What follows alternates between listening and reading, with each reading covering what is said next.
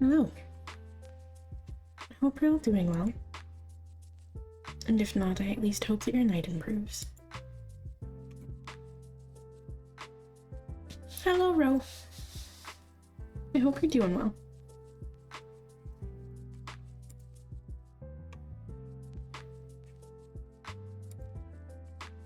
So, I'm not sure how long I'm going to be streaming tonight, but I wanted to at least stream for a little bit. And tonight we're going to be using, of course, same tarot deck that I've been using for a while now.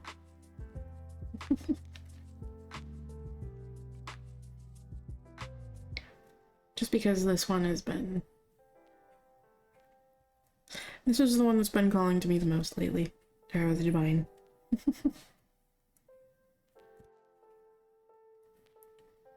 And I decided to answer another deck that's been calling to me for a while, which is the Sunstone Runic Oracle here. I don't think I've really used this one much on stream yet, honestly. And I don't think I've done a full night's stream with it where it's just the dedicated Oracle deck for the night. I think I've used it for a couple readings on, like, choose your own deck nights, either for the opening messages or the closing messages. But it hasn't had, like, a full night to itself where it's just the Oracle deck that I use, so. We're going to do that tonight.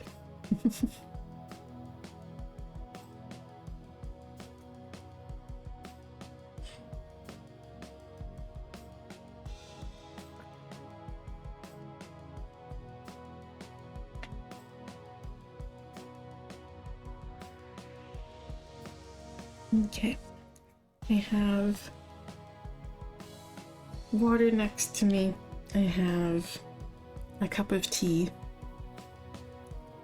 So I think we're all good.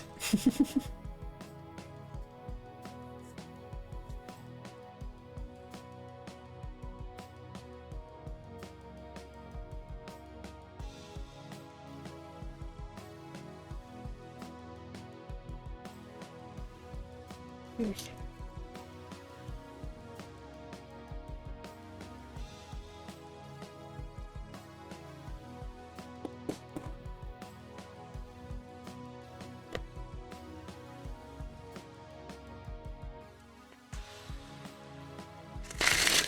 Let's see what they got.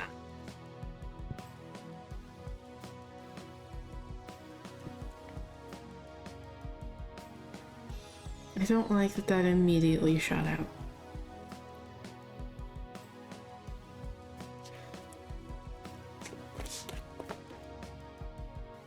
Okay. Okay. What was the first card here? Okay. The Eight of Coins reversed. Strength reversed. Oh boy. This one, I'm not quite sure. Okay.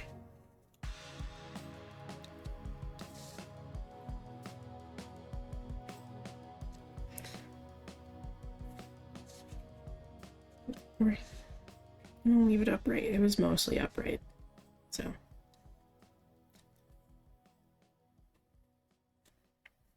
We have the Eight of Coins reversed, Strength reversed, and Page of Swords upright. So, definitely just kind of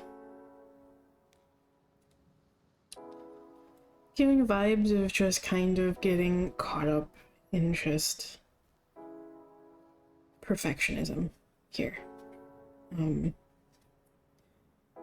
Getting caught up in perfectionism here, and that's preventing you from feeling like you're making progress towards things.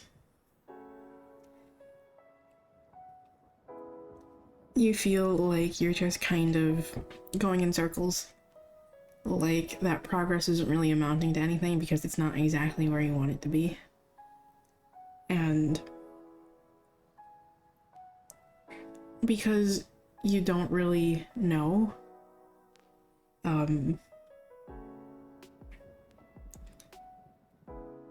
because you feel like you really don't know how to make that like meaningful progress where you can actually see it. This is causing you to feel like giving up, and just being in a bit of a rut here, okay?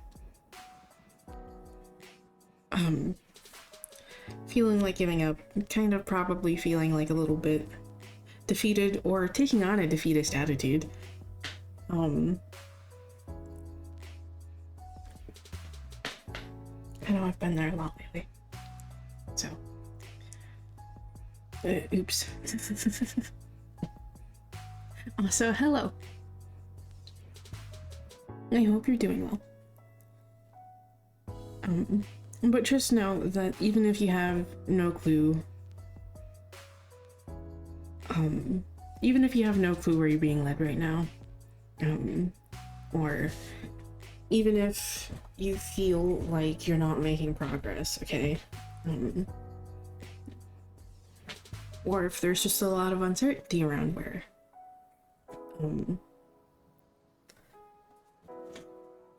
about where this is going, just know that that clarity and that certainty will find its way to you again.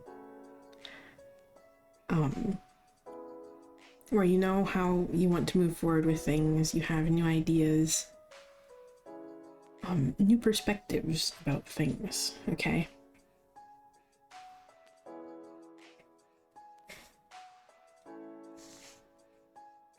And know that you will see that progress eventually, even if you can't see it quite yet.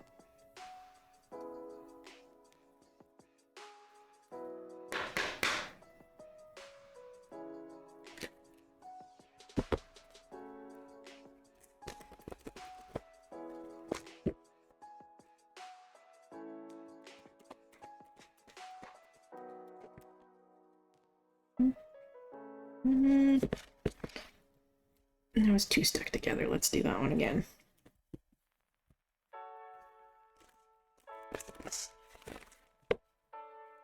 So my one gripe about this Oracle deck is that it's kind of glossy in some areas, which causes the cards to stick together. Once you use it enough, I feel like it becomes less of a problem with like any deck that is glossy, but I haven't used this one enough yet. So sometimes I get some stickage on the cards.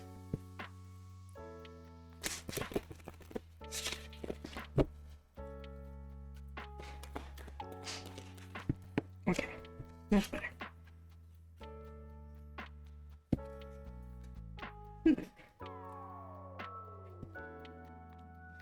Okay, let's check the chart here. I believe that's pronounced Dosada, but I forget.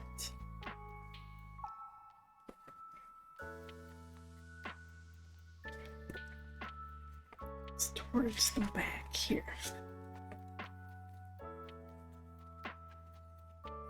Yeah, it's Osada.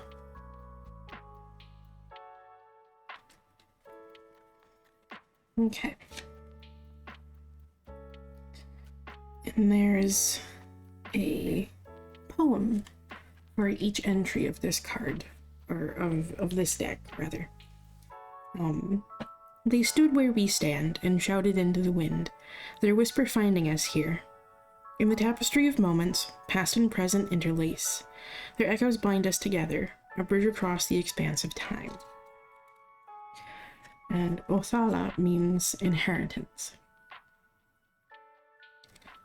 We inherit and we honor. Symbolism associated with this is ancestor, inheritance, family, land, and home. And there's an Old English rune poem here that says, "Home is loved by all who prosper there in peace and enjoy a frequent harvest." And we did get this in upright, so most of these cards in this deck have upright and reversals. So we got this in upright.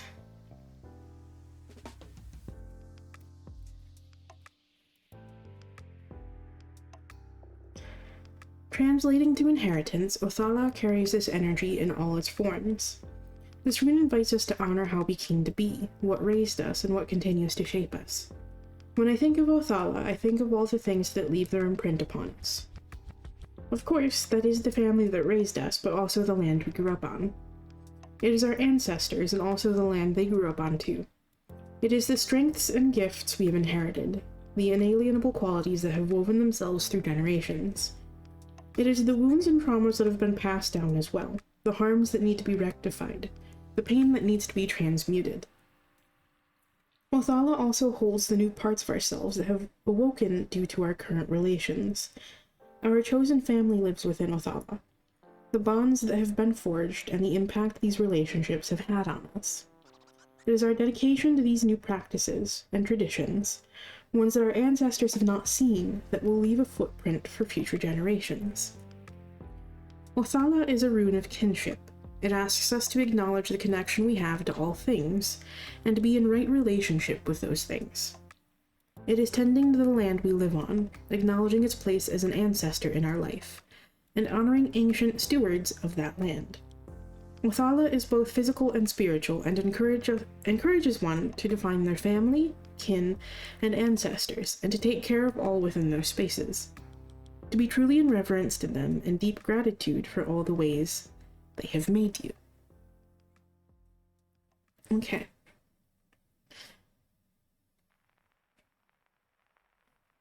So, going in line with this, I think this is kind of tying into, like, this feeling here. Like I said earlier about, like, feeling like getting a little bit too stuck in, like, perfectionism and perfection, and feeling Like if you're not meeting some standard, that it's not worth it. Or that if you're not meeting some metric, that it's not worth it, okay?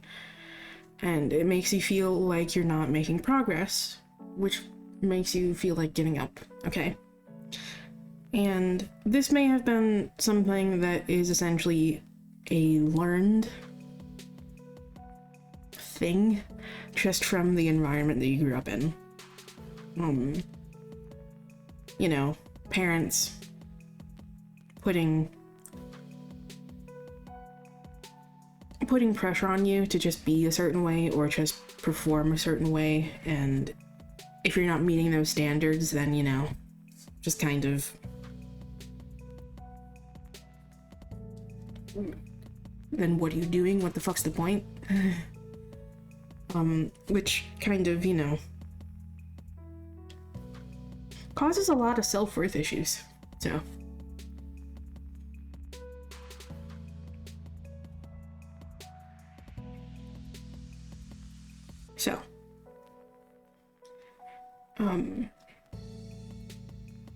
if you're finding this patterning within yourself, no matter who it came from, at some point in your life, even if it's just coming from you, okay, now is the time to release that, okay?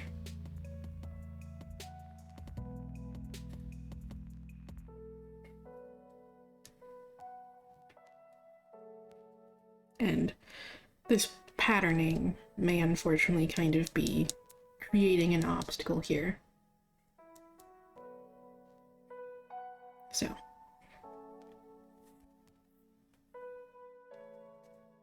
an internal obstacle. So,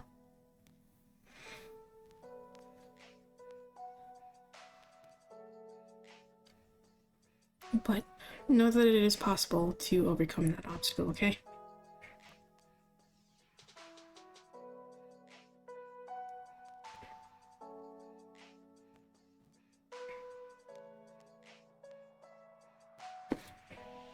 Okay. Well, I hope that message helps for whoever may have needed to hear it. I know that one was definitely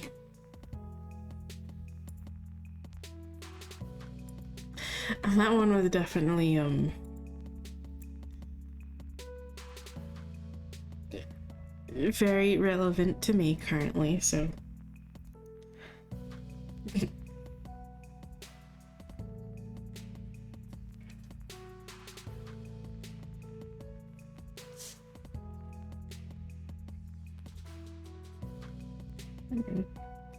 I don't think I've ever seen that card. That card's really pretty.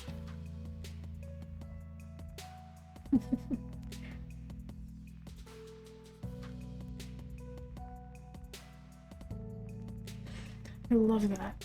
I love the color palette on it. I love the design of it. It's just so pretty.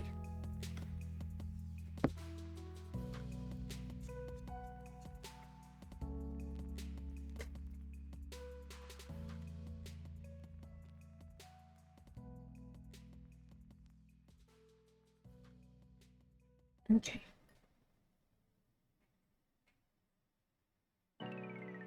Time to enjoy some of my tea.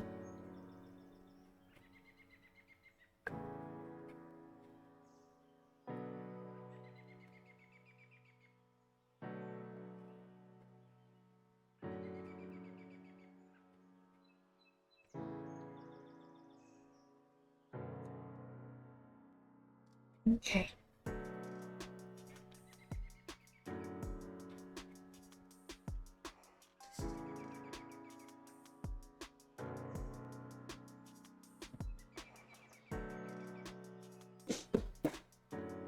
Suppose let's go ahead and do another collective here.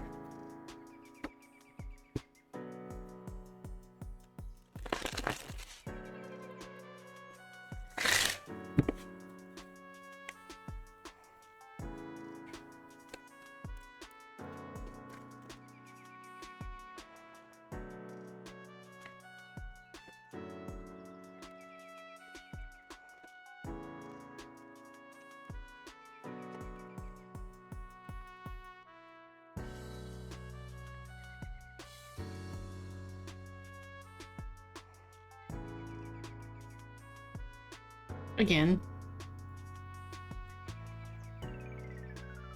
Again. Mm-hmm.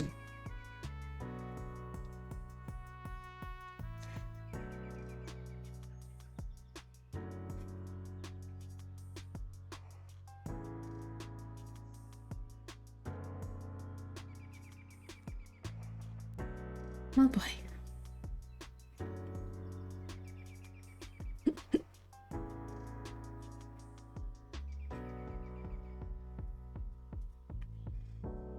Okay, so we have the Sun, followed by the Eight of Coins reversed, and the Three of Coins reversed. And I feel, I feel like this one is only just going to be expanding slightly on like the last one there. And emphasizing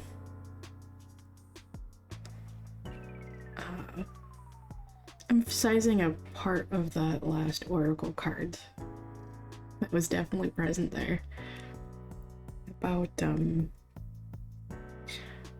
working with others. And accepting help from others. With, this here. So, definitely kind of getting caught up in just, again, with this Eight of Coins energy, getting caught up in just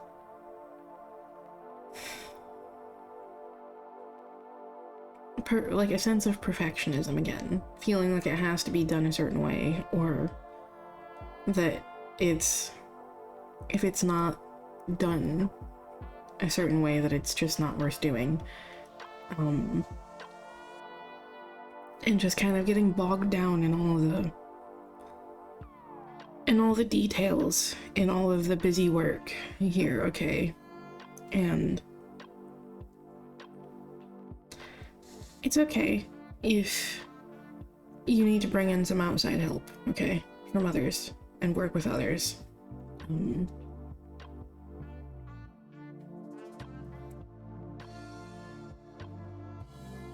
this isn't something that you have to do alone, okay? Especially when we're carrying like particularly heavy burdens. We're not meant to go through a lot of those things alone, okay? So don't be afraid to bring in some outside help, okay? Don't turn away the help of others, okay? Let them help uplift you, okay? Let them help lift your spirits. Let them help you. Let them help carry you forward, okay?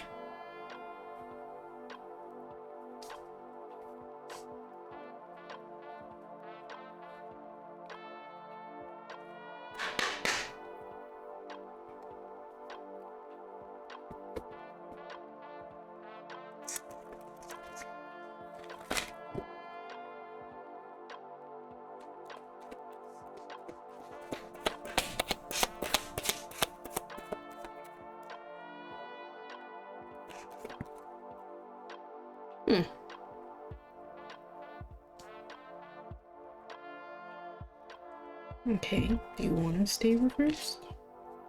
Okay. Interesting. This is, I'm not sure how to pronounce that, but let's find out.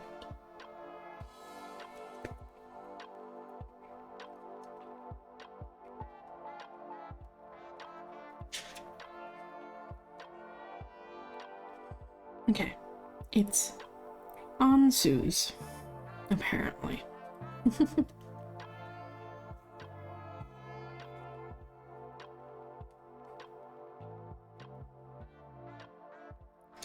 In the oneness, a stirring was felt.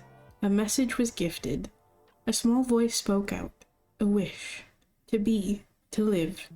the sea to breathe.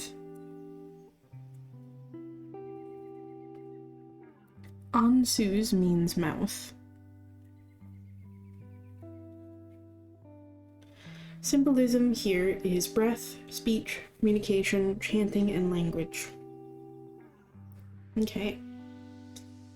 There is a Norwegian rune poem associated with this that says, "River mouth is the way of most journeys, but of scabbards of swords."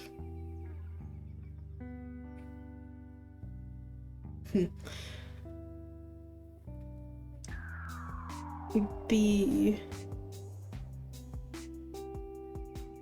reversed meaning for this says, when Ansu's reversed comes up, it might be a good idea to sit with whether you're feeling a blockage in how you're communicating or expressing yourself.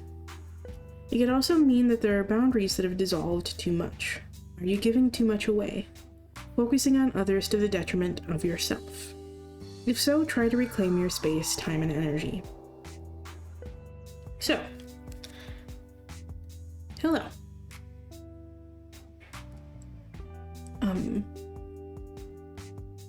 If you're feeling like you're carrying this burden alone,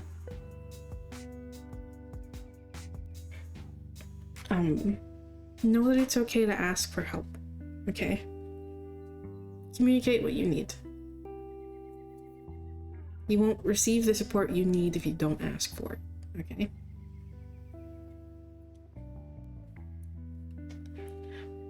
But also, as this card says, make sure you're not focusing too much on others and perhaps what they want, and not giving yourself enough, okay? And getting what you want or need in this case.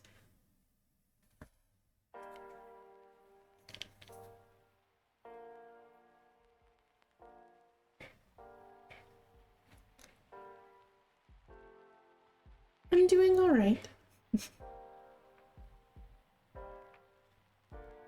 How are you? And also, for anyone who may have needed to hear that message, I hope it helps. Again,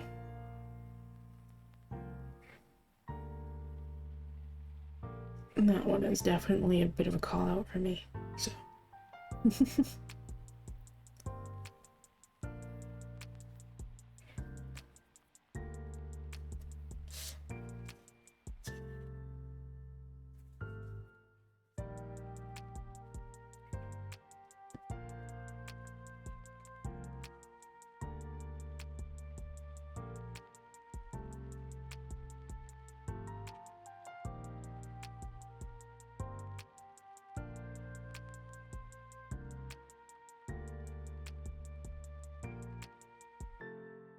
Okay.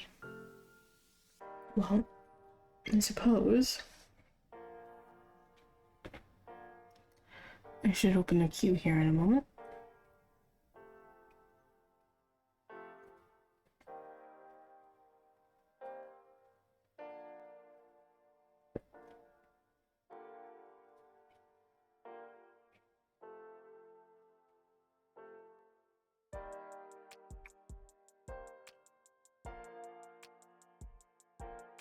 I'm just enjoying my tea before it goes completely cold.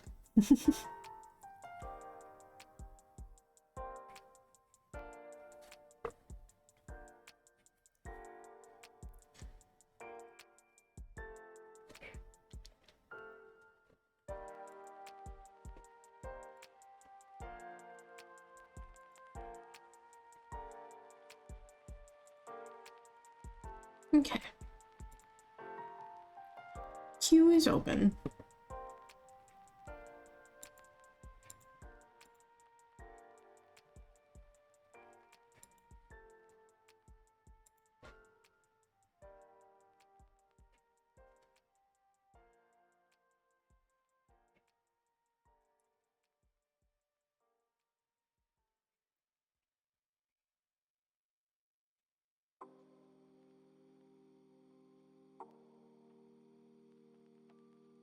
So I don't think the mic is picking it up, but I keep hearing a noise from something, coming from something, but I don't know what it's coming from.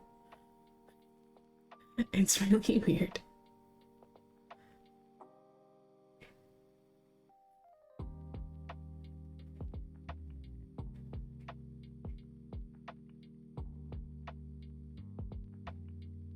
I think it's kind of picking it up, actually.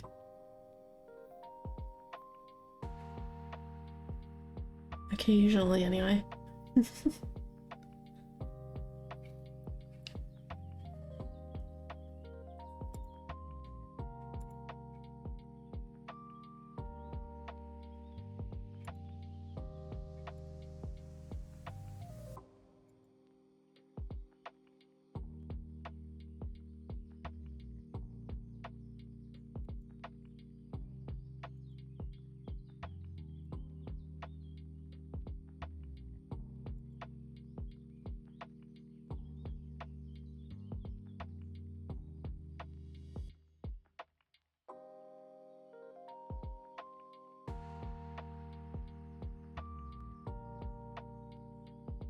Okay. I would do another collective, but I think while we wait, I'll just go ahead and hold a little origami. Let me fold a few origami stars.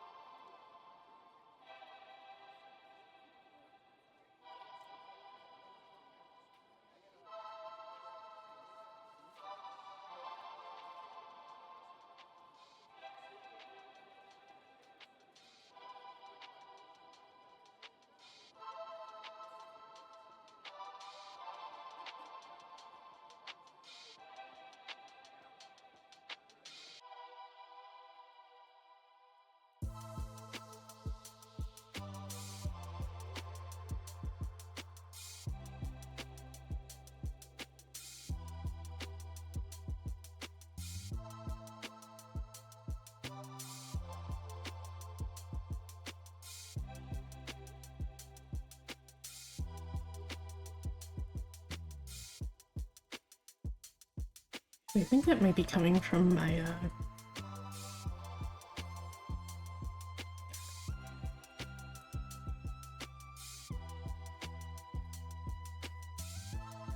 I think that may be coming from the vents, actually. No, I, like, sat and listened to it for a bit.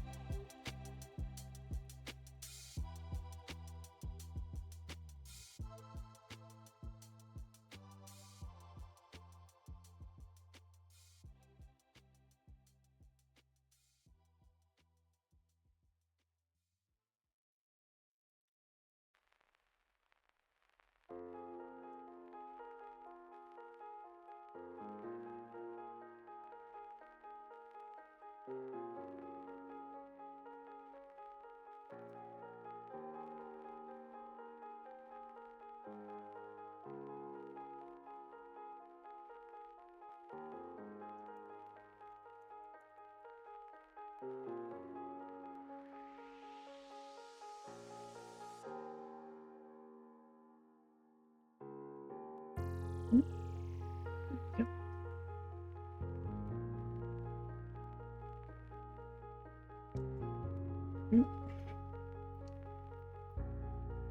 No,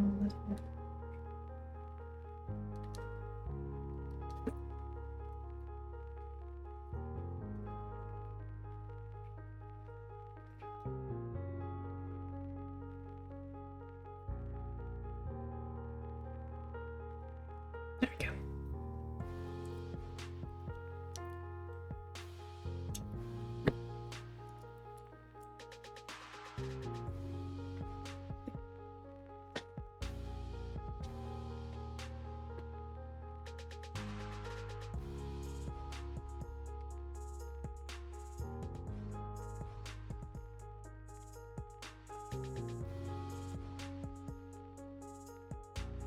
So let me do this really quick.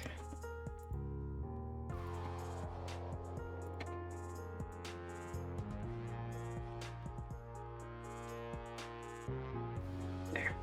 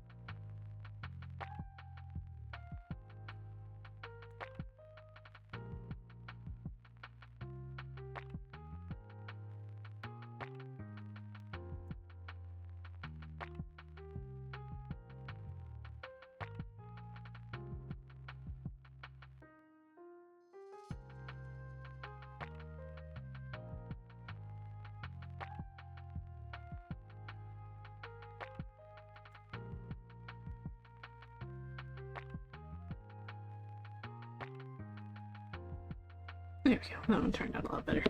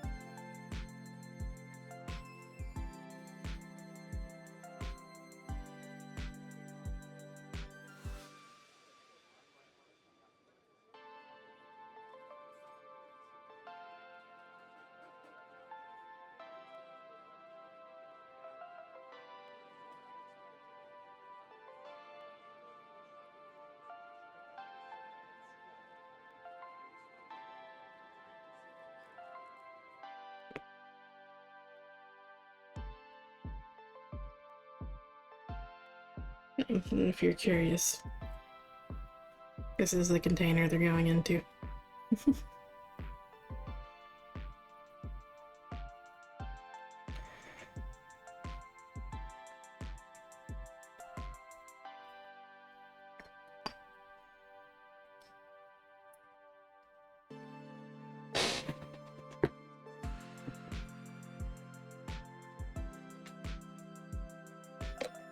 Okay.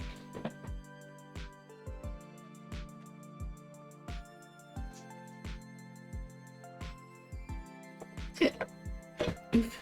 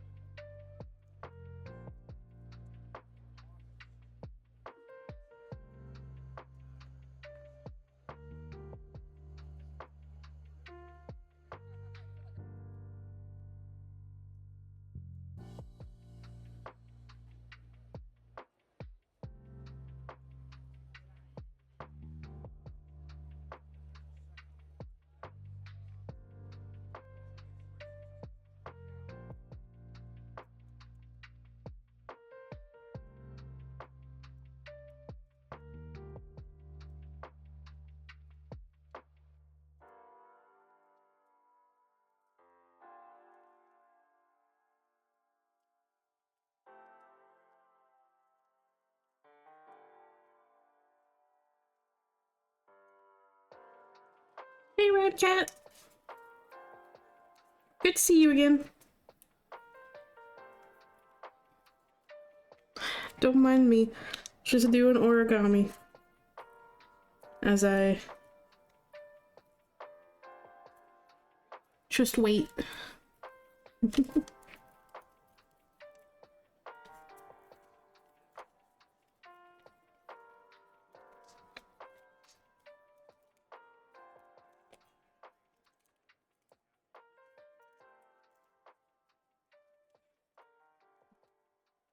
I hope you're doing well.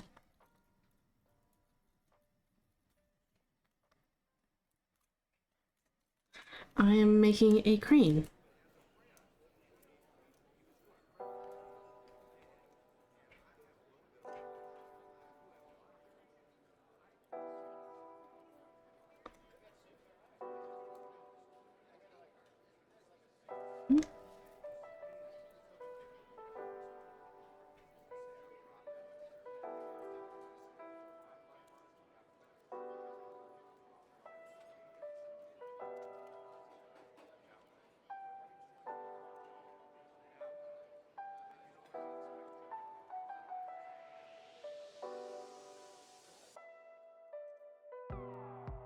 So, you wanna know something funny? You know what deck I almost decided on using again tonight?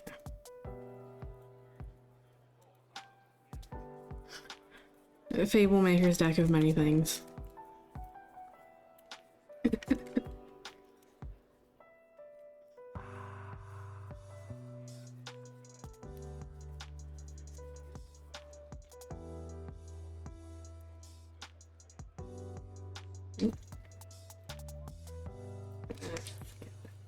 Yeah, there we go.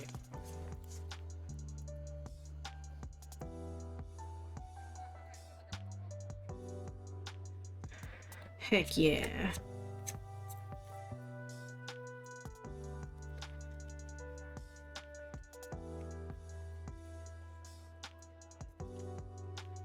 I hope it treats you well.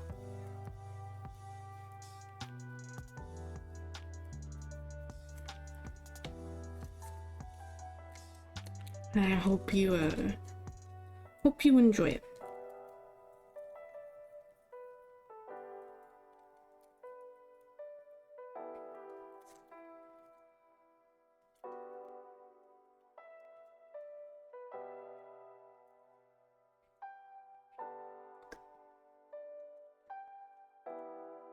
Heck yes.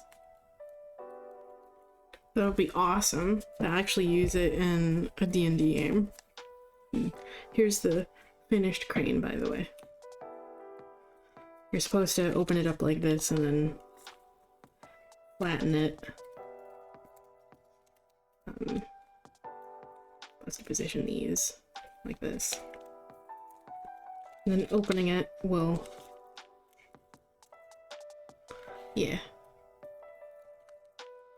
Oh yeah. I have some really, really pretty designs.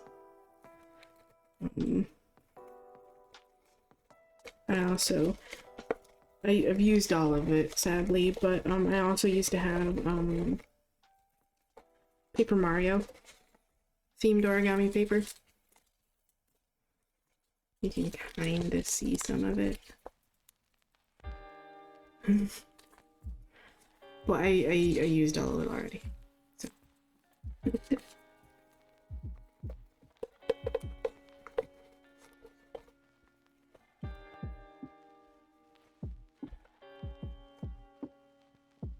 This is probably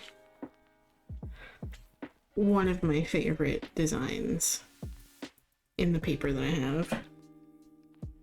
I have two sizes. I have... what is this? Is this 6x6?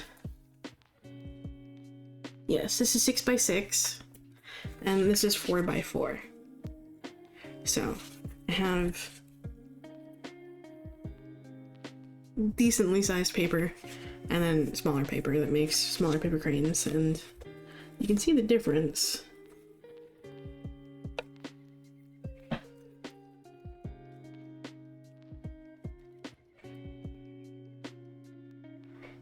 That's what they end up like, so.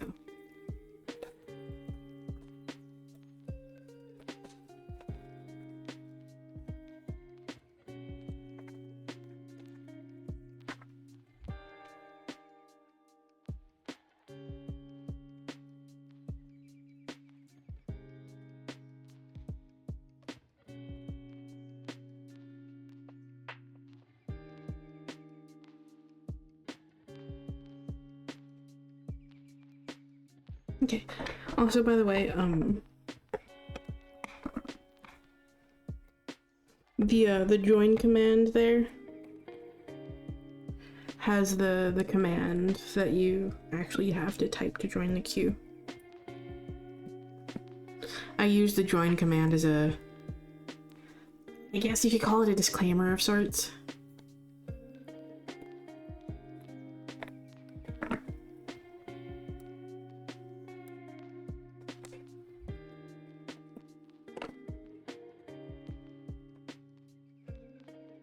I have done other things besides cranes. Cranes are just my favorite thing to make, but I've also made a cat face.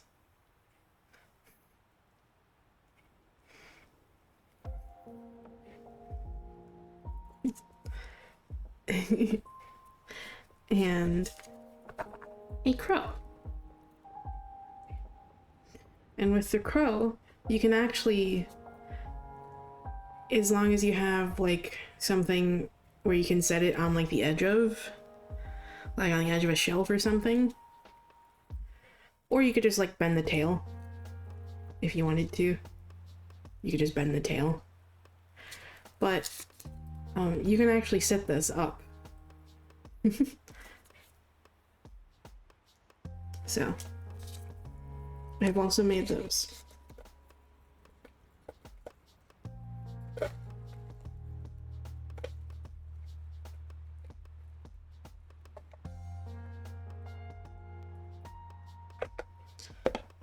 Cranes are just my favorite things to make. And I've made them so much that it's just a memory thing. It's just like a muscle memory thing.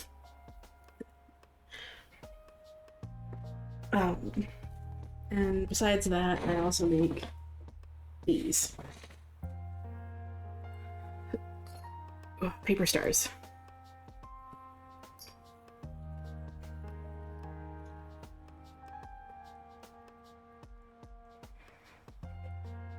And these are just made with strips of paper.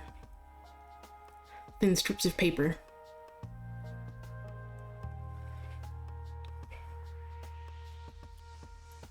And yes, I store them in a skull-shaped decanter. Because why not? This is actually, this is an altar piece for me, actually. I keep this on my altar. I do need to find a container that I can actually put the cranes in to utilize it for the same purpose.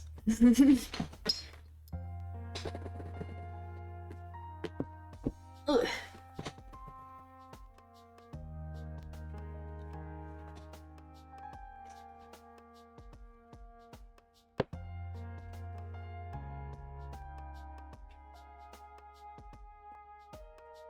Okay.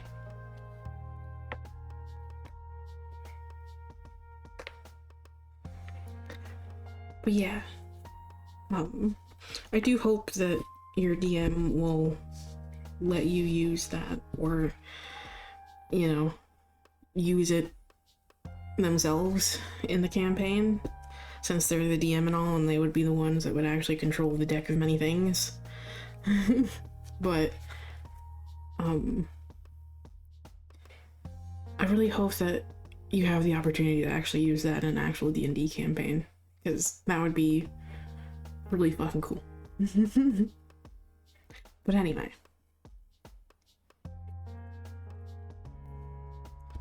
Let's see what the cards would like to say.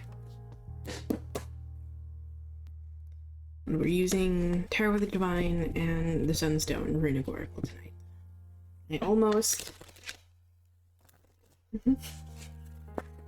I almost used the deck of many things, the Fablemaker's deck of many things, as like a bit of an affirmation-esque sort of deck. Okay.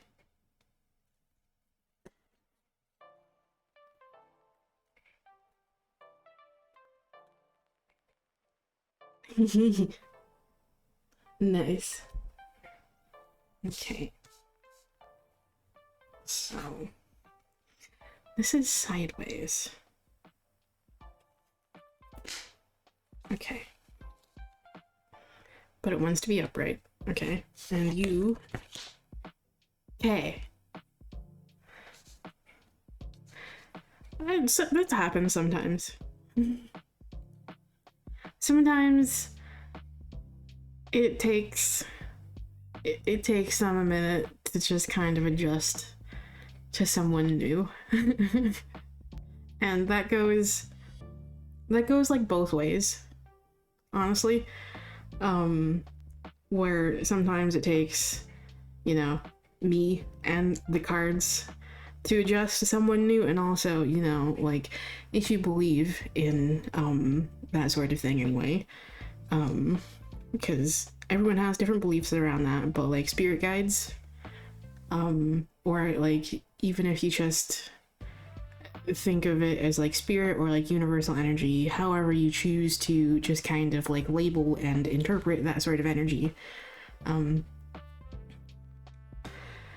sometimes it takes them a while to adjust and just be like, And it's not just, you know, like a trust thing, it's also just getting a feel for the person and their interpretations. Like, okay, how do they interpret these things? What cards do we actually need to be giving them? There's sometimes an adjustment period, and for some people it takes longer than others, and sometimes none at all. And also, sometimes they just have something very, very clear that they want to share, and sometimes it's just like, a general vibe. Let's just go with a general vibe and not something that's super direct.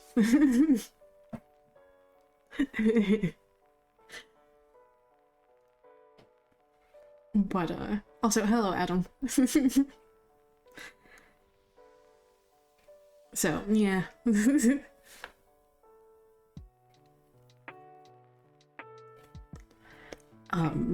We have here the Queen of Swords, the Ten of Cups, and the Eight of Wands. So, definitely a sense here with this Queen of Swords energy of just kind of this in combination with this, okay? With the Ten of Cups. I mean, all together, honestly, because we do have the Eight of Wands and stuff too. There's, with this Queen of Swords energy, a need to just kind of be direct about what you want here, okay?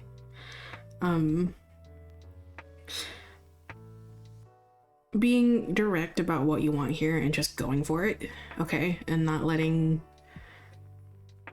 outside interference, obstacles, whatever the fuck get in the way here, okay? About going after what you want. About going after this, like, happy ending moment, okay? Where you just feel fulfilled. You've gotten what you wanted here. You've achieved what you wanted here, okay? And this doesn't necessarily have to be in regards to relationships. It's just a sense of emotional fulfillment.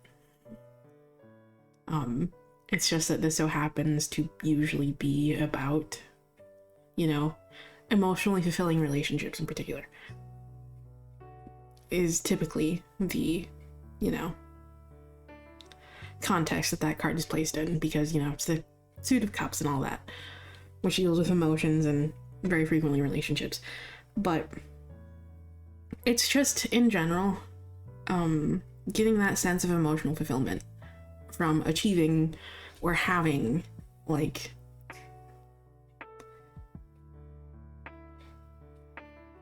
a particular thing that you want, okay? Whether that be a goal or just whatever you're working towards, okay? To get to that place here, essentially, be direct about it. Be direct about it and just chase after it, okay? This is all about quick forward movement, okay? And momentum, and just very quick progression, okay? Don't really let outside interference, whether that be just, you know, like those fears or worries or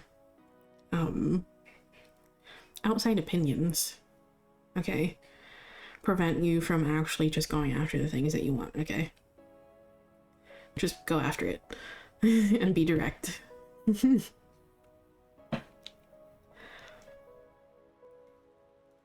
Be direct. Communicate it where necessary, especially if this involves, you know, like another person. If this is in regards to, you know, a relationship or whatever. Or just, again, involving another person, if this just involves another person. Don't forget communication. That's also equally important. About communicating what it is that you want, of course. But just direct. Be direct here.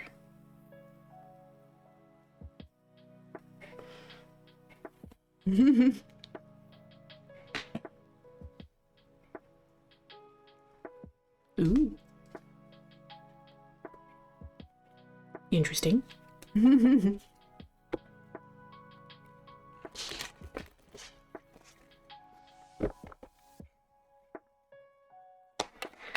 Nice.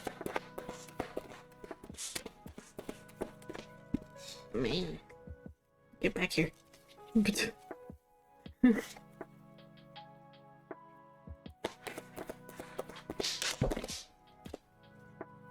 Okay, moles are stuck together again. It's like my one complaint about glossy decks is they tend to stick. Yes, they are. They indeed are. They're just like, eh.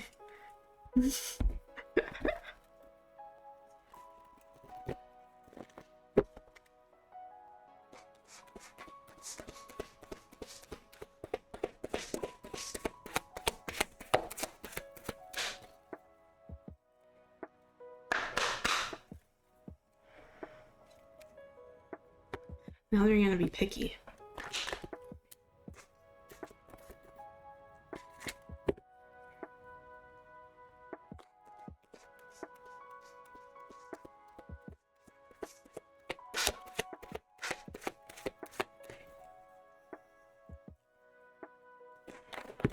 Okay, there we go.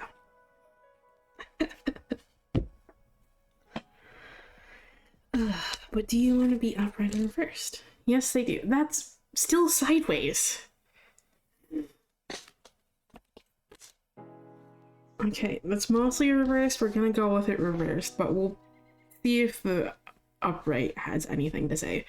And that's if this has a reversed or upright. That may be why it's actually just going sideways, because it's just like, we only have one direction to go.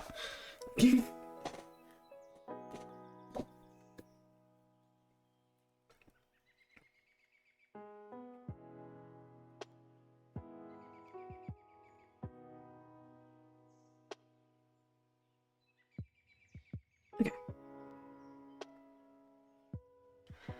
This is Manas, which translates apparently to mankind. And camera just froze. Give me 1 second. Because of course it did.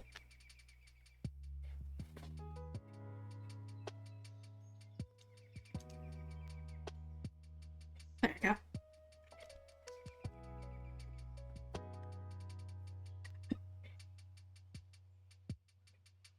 It's been really giving me problems lately, which is why I really need to upgrade. to an actual webcam. It's just been giving me so many problems.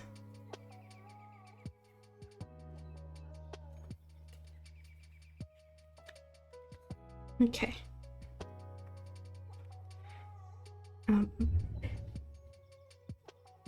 Symbolism here is endurance, human spirit, potential, resilience, and duty. And there's a Norwegian rune poem that is associated with this that says, "Man is the waxing of dust, mighty is the hawk's talisman." Okay. The reversed for this says, when Manaz finds us reversed, it can be an opportunity to look at the ways our human spirit is stifled. Do you feel you're living in alignment, not only with your vision for yourself, but also for the good of the collective? This rune is an invitation to reflect upon that and perhaps find ways you can honor the web of life around you. Okay. So.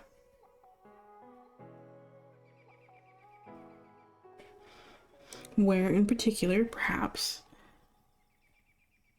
do you feel stifled around this?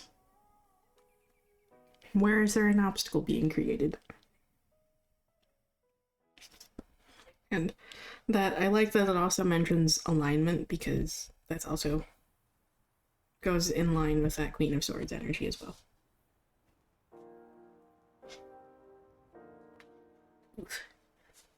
Gotta adjust myself.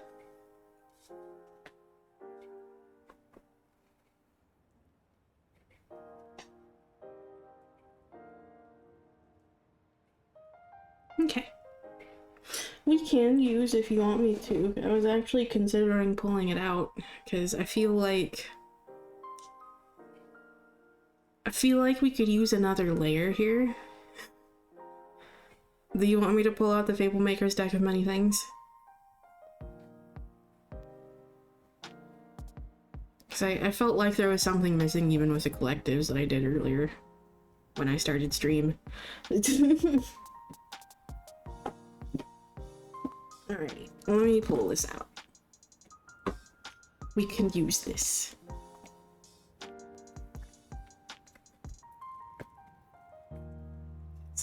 This deck was calling to me earlier, but I figured, nah, 2 decks is enough. I usually, you know, like sometimes you can just do a little bit too much, and like, no, let's keep it simple. Let's keep it to 2 decks, and then I like start doing readings, and it's just like, okay, but I feel like something's missing now, and I really want to use this.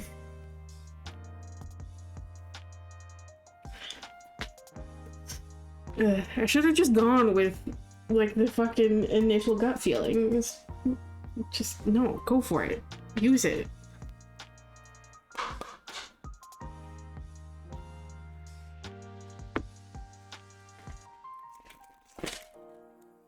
Let's see.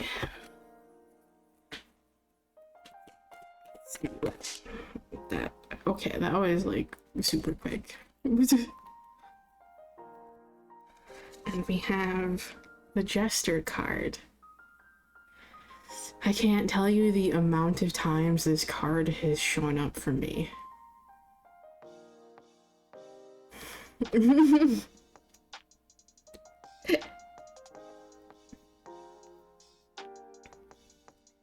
Yeah. Yeah. So, I know the message of the Jester card very well. And it's, funnily enough,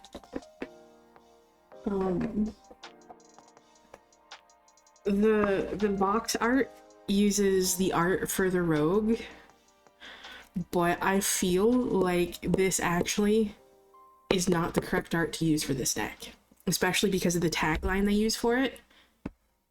An oracle for risk and reward. That's not the rogue. That's the Jester. Because that is the message of the Jester.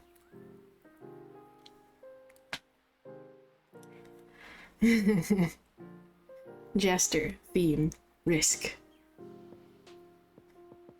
More specifically, risk and reward. This should have been the box art, but I understand why they went with a rogue for the box art. because that art is very pretty.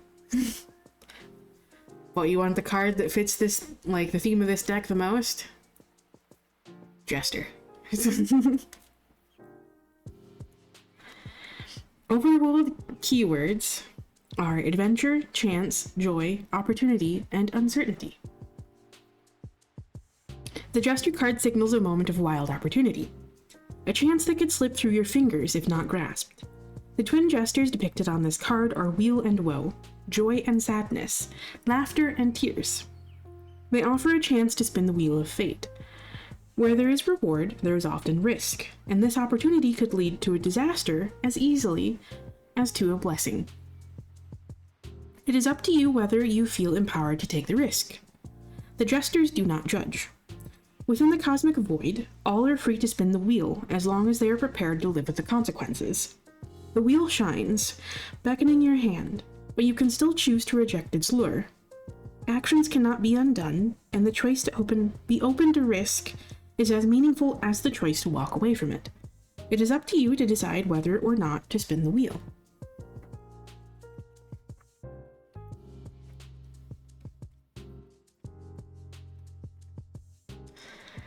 And questions. So, actually, do you want to roll the dice?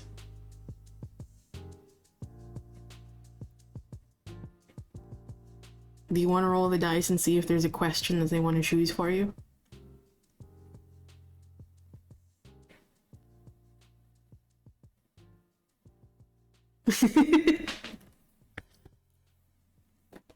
Yeah, the question is, do you want the D20 spinner pin or the large D20?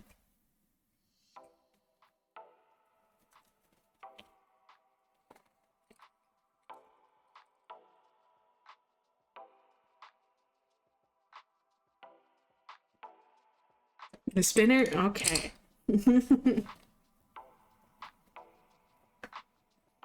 Let's see here. Is that even enough? No, I feel like I would shake that. Alright, let's see. What do they got? That landed on... It's almost on the border between 1 and 19, but that's 19. It's leaning more towards 19. It's not quite on the line. Alrighty, so let's go back to that card there, and that would be the last question. So let's see what that one says. Oh. Do you feel ready to accept the possibility of failure?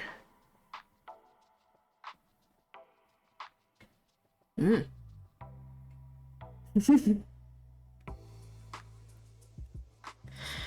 other questions are, what do you risk by accepting this opportunity, which would be question 1. Since it landed pretty close to the line, you can take 1 in 5 if you want to. And essentially that would just kind of be, like, to me, that would kind of read as, like, if you want to use that as a journaling prompt, essentially, like, what do you risk by accepting this opportunity, and, like, what would it mean to you if you failed? So, if you want to use a combination of those prompts together.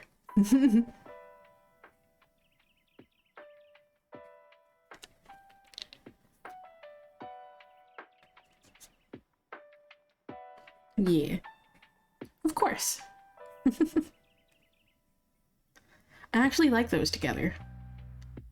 About, like, what you risk by accepting the opportunity and, like, what would it mean?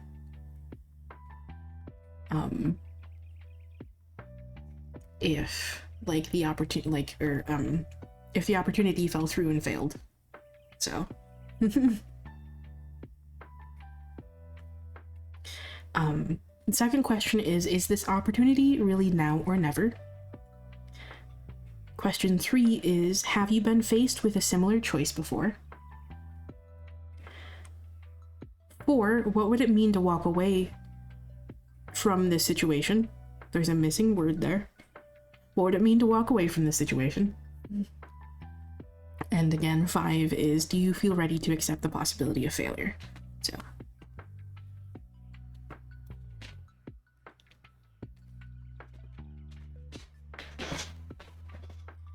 Yeah. Like, being prepared for the worst isn't, like, a bad thing. But, you know,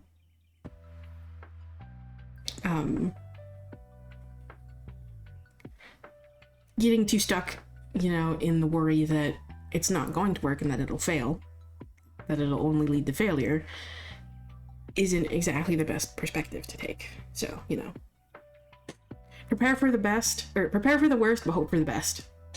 So.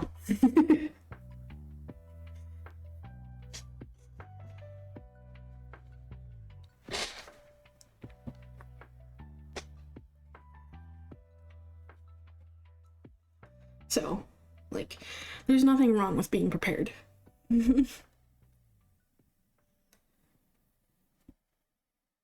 But yeah.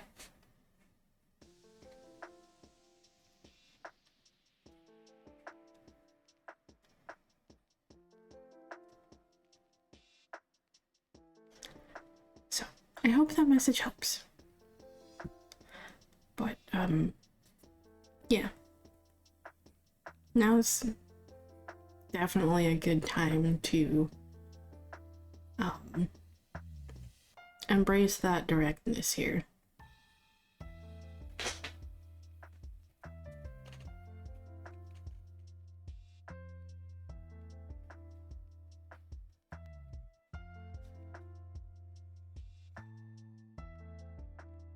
Good, I'm glad.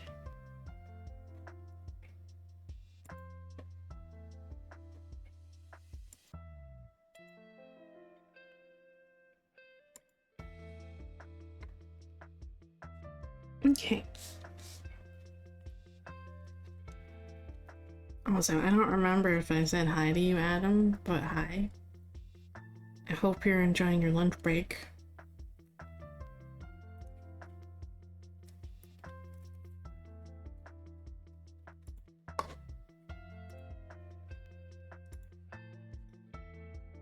If you want to get a reading tonight, Adam, the queue is currently empty right now, so just letting you know.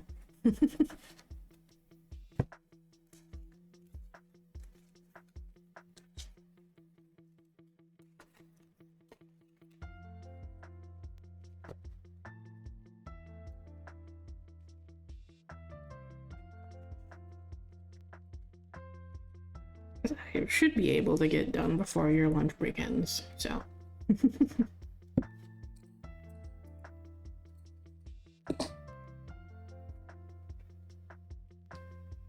Alrighty. Let me just take a drink of my tea really quick. And...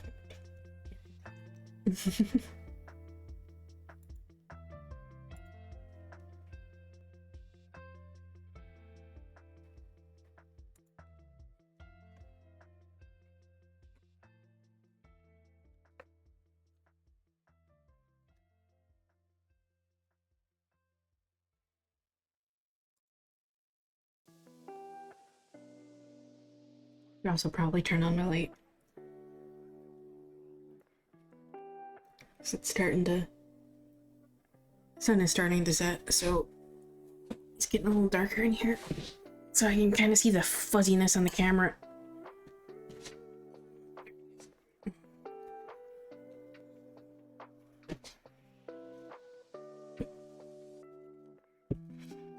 Alright.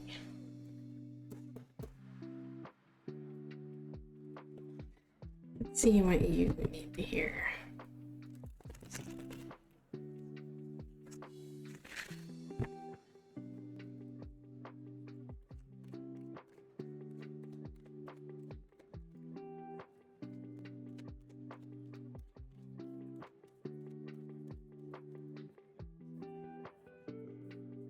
Okay.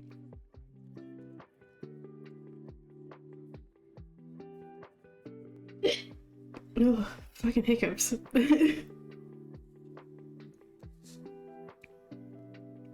Okay. Huh. Let's switch these around, yeah?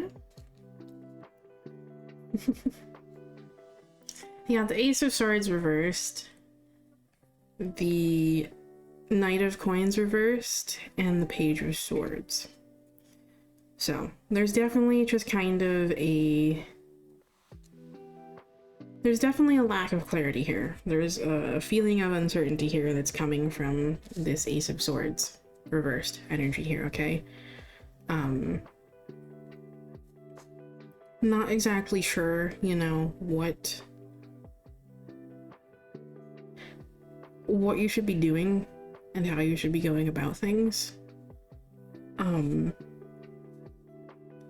just kind of like, definitely a vibe here again of just kind of like not really seeing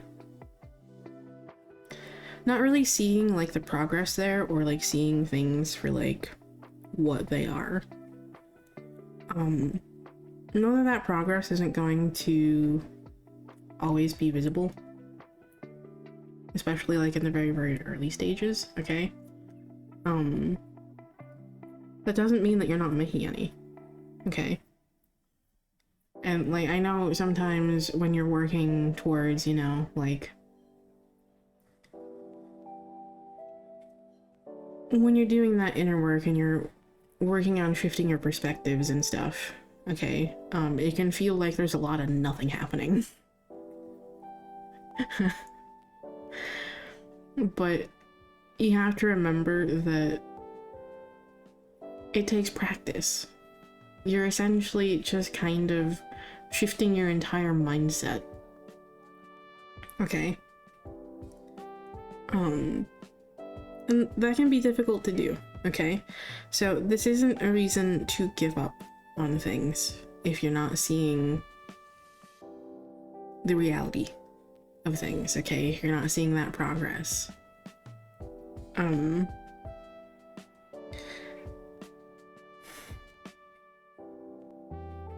Keep taking those small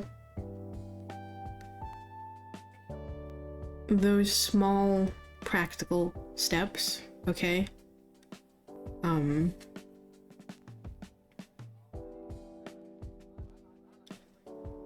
Keep taking those small practical steps, okay?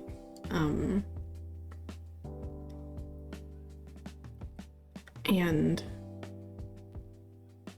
do your best to keep yourself grounded during this, okay?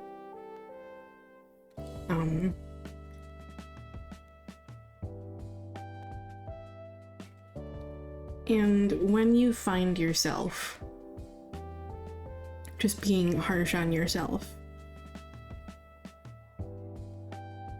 and just being overly negative to yourself, okay?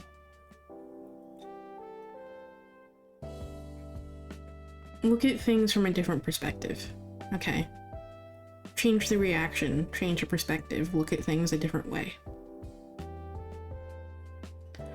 And know that eventually, as you keep practicing this, okay, this mindset will begin to shift into something more healthy, more positive, more what you want it to be. And that clarity will come, okay?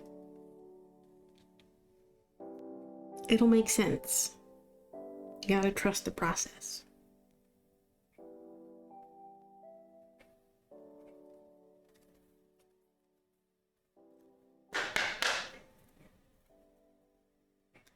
Aunt! Hi! I hope you're doing well. You know, I've actually been thinking about you, like, every once in a while. Hoping that you would eventually be able to find me again, because I changed my name super suddenly.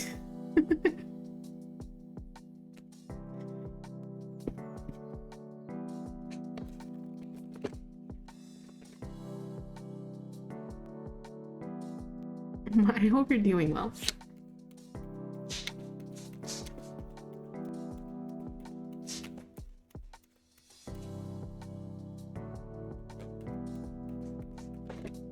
Okay. I was about to say, this deck has been really picky tonight, and then it just suddenly shoots out a card.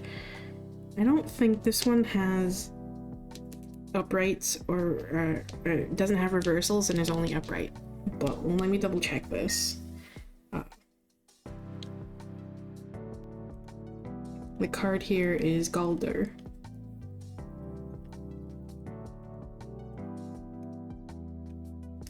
But yeah, I hope you're doing well. Yeah. Yes, this one does not have a reversal. Okay.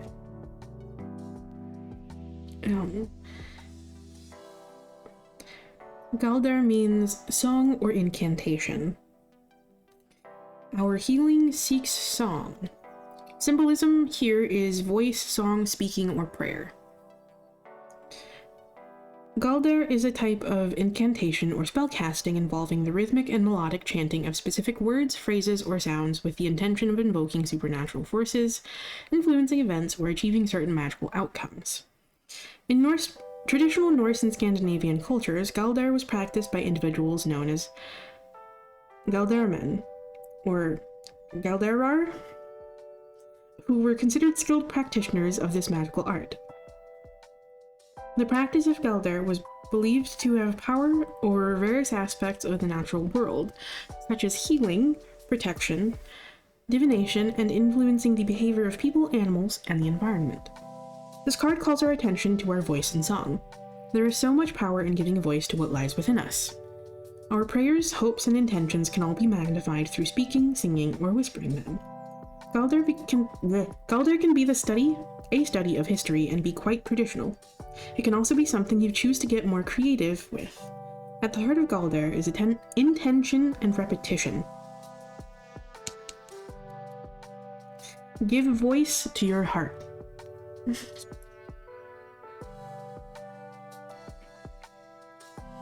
Intention and repetition.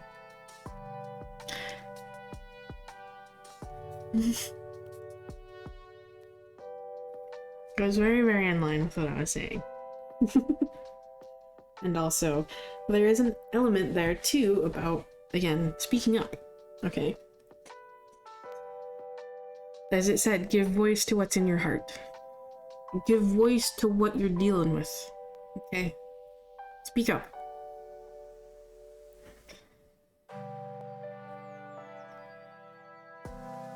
People can't know what you need or what's going on with you if you don't communicate it. So.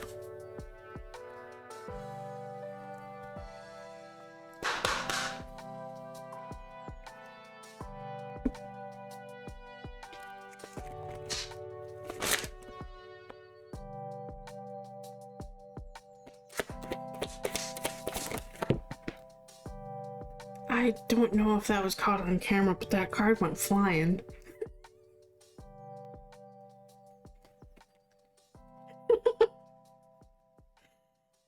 It just like flew over here and then like smacked my shelf and then just fucking bounced back towards me. And that card is Moon. Oh boy.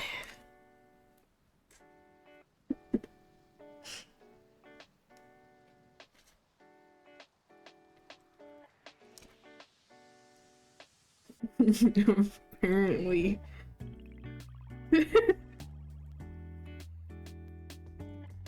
Moon. Theme is escapism.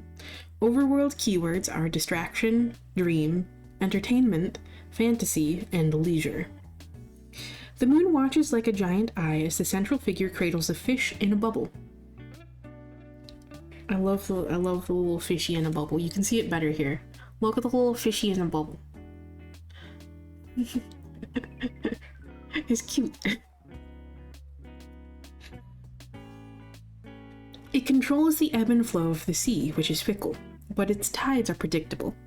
Tides swirl around the moon, representing the endless and contradictory possibilities. Though there may be things you want with all your heart, wishing alone won't make it real. Gotta take action. When the mundanities of life become boring, or when you are caught off guard by an unpleasant surprise, there's little harm in escaping to your dreams for a while.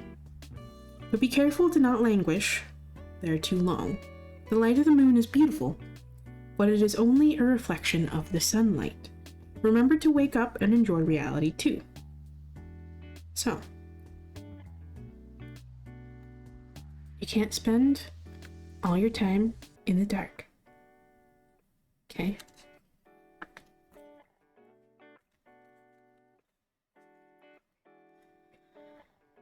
Do you want to do the spinner as well, or have me roll the dice at him?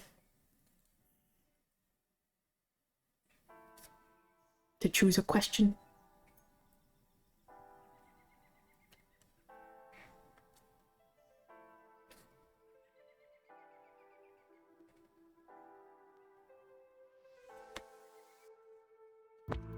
Okay. The dice. Let's use the giant D20. That's 3. Okay.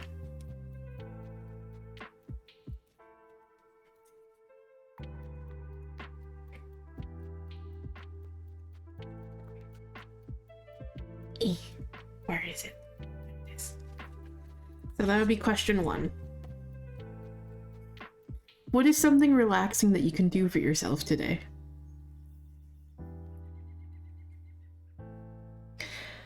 2, what is distracting you from your goal? 3, what is the most fantastical outcome you can imagine for your situation? 4, what truly brings you joy? How can you find more time for it? And 5, is there something new you want to try? So, make sure you're taking time to relax as well, because as I say many times,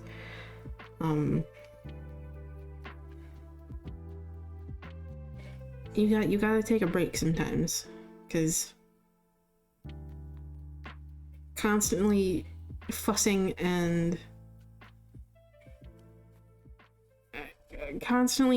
over all the little details and just kind of like getting too in your head about things and about like if you're doing the right thing or if you're like even making any progress like in regards to like the inner work and healing and stuff that we're doing, like that can get exhausting, and doing that inner work takes energy, and when you're just really fucking leaning into it like super heavily and diving into all of those shadows, it gets quite heavy and quite draining. So you do gotta take time to, again, 1, as this card said, step into the light. You can't spend all your time in shadow. And 2, make sure that you're taking time to rest and relax and replenish yourself. Okay?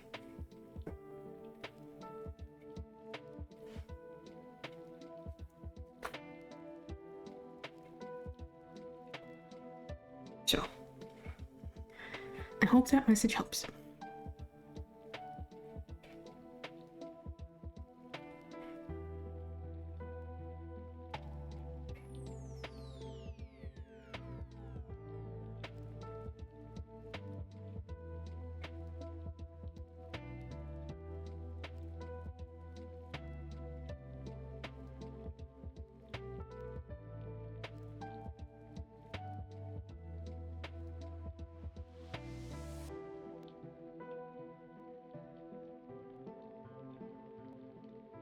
Of course. Thank you for stopping by. I hope you enjoyed your lunch break. What did you get to eat anyway? Did you get something to eat? You better have.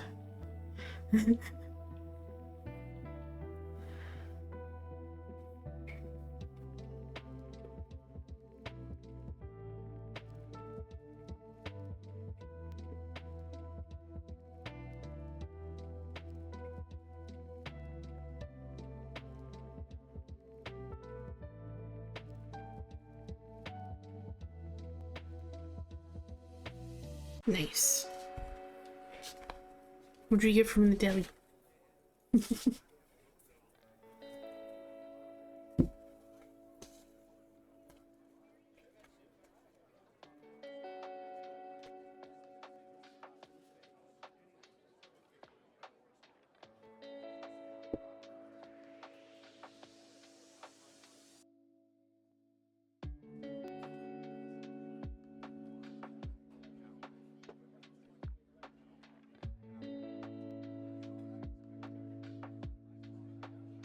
Nice.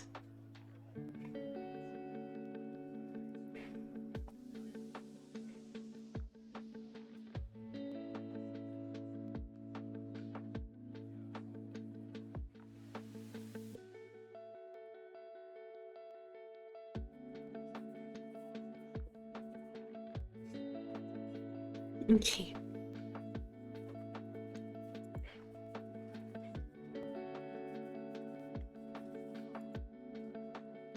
I should probably issue a last call for Q here soon.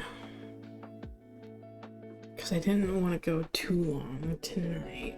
But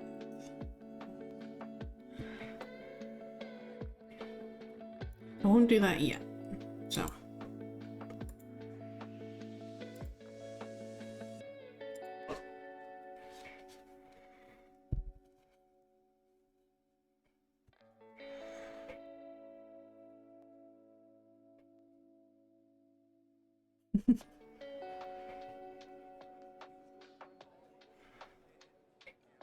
How are you doing, by the way, Aunt? I don't know that I asked that earlier, but I hope you're doing well.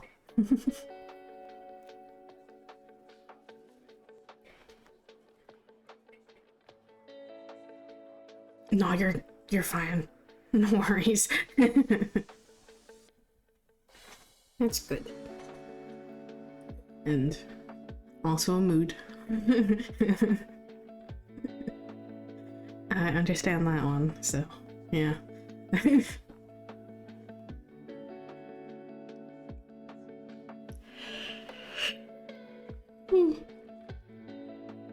Oh, not the fucking yawns. Damn it.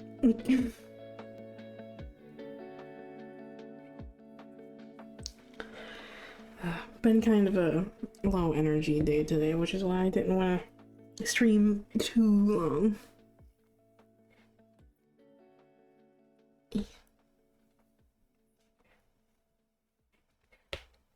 One moment. I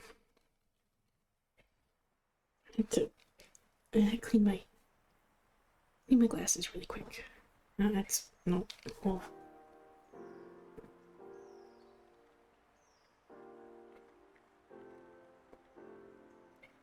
That's better. Okay. Okay, are you ready?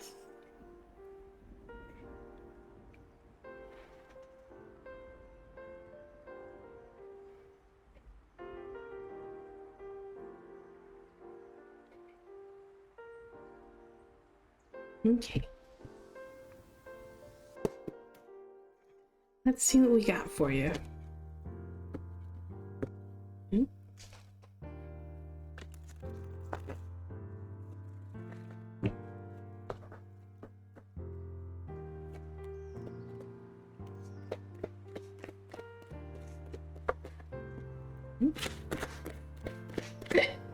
Ooh, darn hiccups.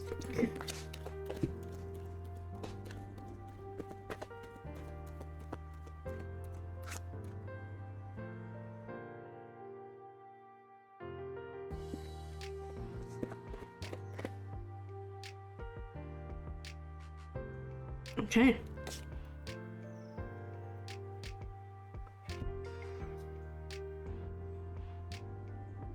Why they keep, like, coming out sideways, though?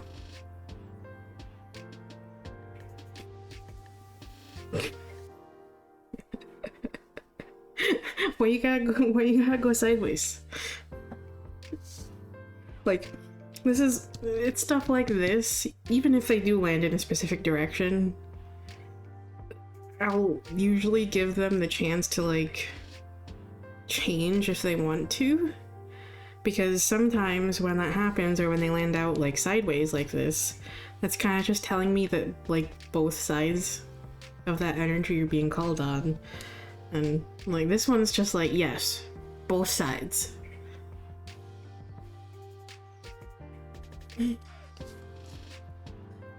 Okay, but we're gonna go upright apparently. Okay, so definitely just kind of an energy here of just kind of new beginnings, okay? And there's definitely just kind of that element here of just kind of something getting in your way here, an obstacle of some sort, which is going very, very in line with the fact that the Fool just kind of like landed sideways and is calling on that reversal energy a little bit. It's pointing towards, you know, like obstacles and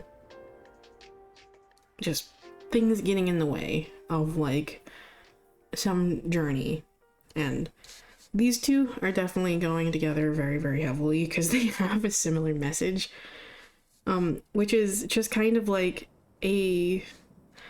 with this, the upright of this usually involves like a fresh start, a clean slate, and just kind of like something new. And there's something that's getting in the way here, and I get the sense that you're just kind of yeah. There's also kind of a sense with this like Fool as well. Yeah, I understand that one.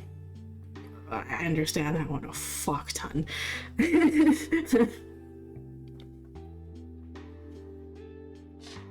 Especially like in relation to just kind of literally doing this and like streaming and stuff. Yeah, I understand that one. There's a lot that's been getting in my way, and a lot that just kind of keeps getting in the way. And a lot of something that keeps presenting itself as an obstacle for me is just kind of, one, there's a lack of belief in myself. And two, it ties in really well with this like Fool card, and this is what I was about to talk about too, is just kind of worrying about the consequences and worrying about like what happens if you fuck up.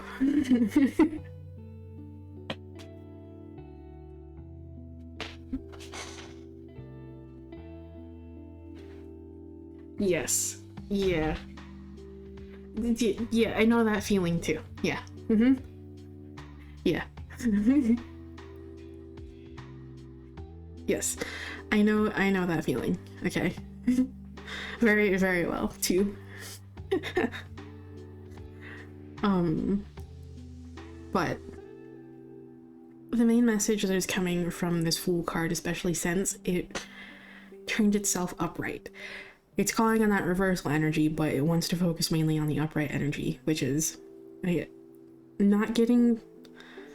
making sure that you're not getting in your own way by thinking about all of the like obstacles that you'll encounter along your path, and all the consequences that come along with that, and like what happens if things go wrong. Okay? The Fool upright doesn't give a shit about any of those. It's not that, you know, it's, you know, like just kind of like blind, like a blind faith sort of deal, or just like ignoring them or anything. It's more so you'll worry about dealing with them when you get to them, okay? If you get to that problem that you're worrying about, you can handle it when you get there. But worrying about a future that hasn't happened yet isn't going to help you any.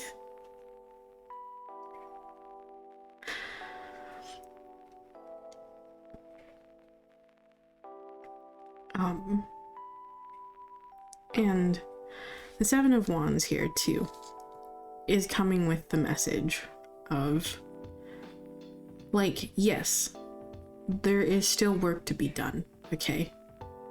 There's still work to be done.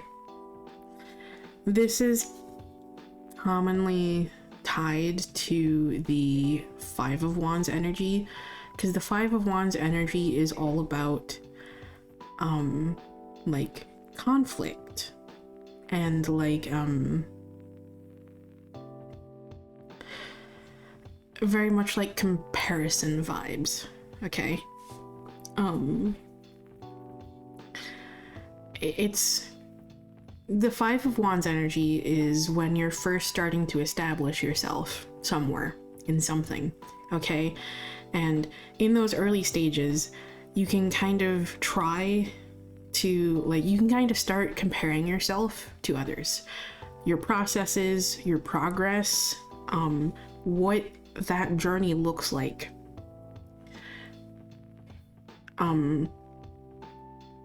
Like the differences between, like, what that journey looks like for them and for you. And that's, again, when you're just establishing yourself in something, okay? The Seven of Wands is tied to that energy and kind of be very similar, but it's when you've already established yourself, okay? You have established yourself with this. You've already overcome, like, the biggest hurdle there, okay? You've established yourself. Now you just gotta keep maintaining that work, okay? To essentially just keep maintaining that place that you've already carved out for yourself, okay? And I know this part can be just as difficult as the first that I just mentioned with the Five of Wands energy.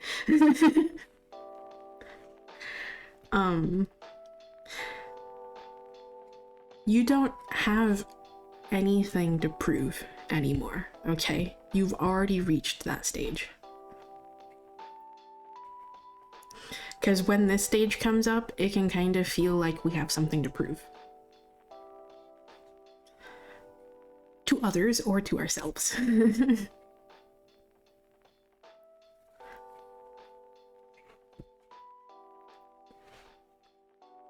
So, yeah.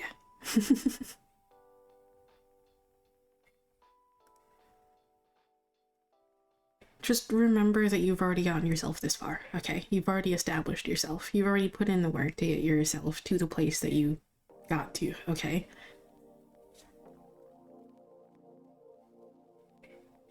You've already proven that you have what it takes to do this, so don't get discouraged about that, okay?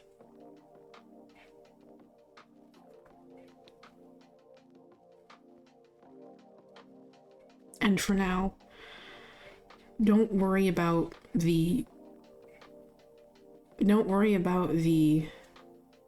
potential future outcomes, okay? That haven't happened yet. Don't worry about the obstacles that may present themselves to you along the way, okay? Just keep following that journey.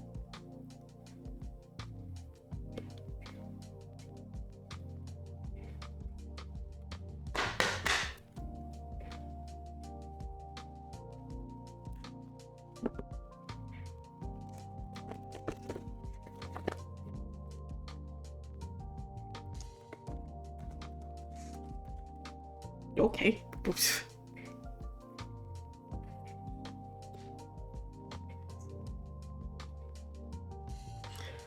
Verdandi.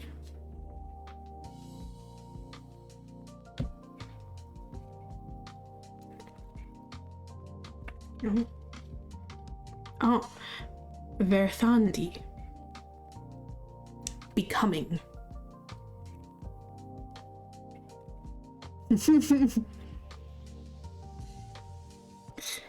Yeah.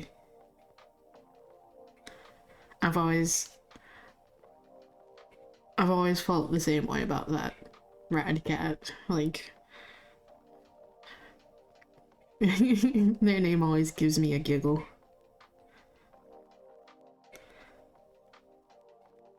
Like, there are so many just like unique, just silly names that I've seen.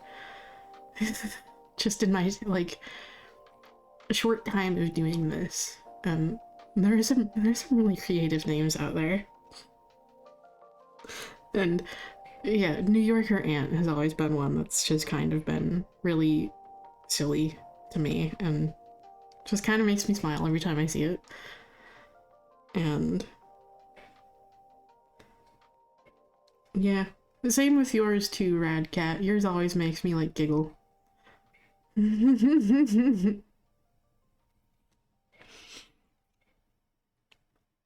So, Verthandi apparently translates to becoming. Our thoughts shape the present. Symbolism here is the present, what is happening, the current moment, and thoughts. Verthandi is one of the 3 Norns who weave the threads of fate. Her name means present, and she weaves the threads of what is currently happening. When Verthandi finds us, our attention is being called to what is present for us in this moment. The ancient Norse people believed fates were unchangeable, and that the only thing they had control over was their attitude toward it. We tend to believe we can shape our lives and have free will, but even with that, there's something to be said about embracing your fate, no matter what, and only focusing on your perception. Because it is our perception that does allow us to continue to shape our reality. Verthandi asks us, what are we pushing up against? What thoughts are we thinking, and will those thoughts create a life we want to live in? Do they create a headspace we want to be in?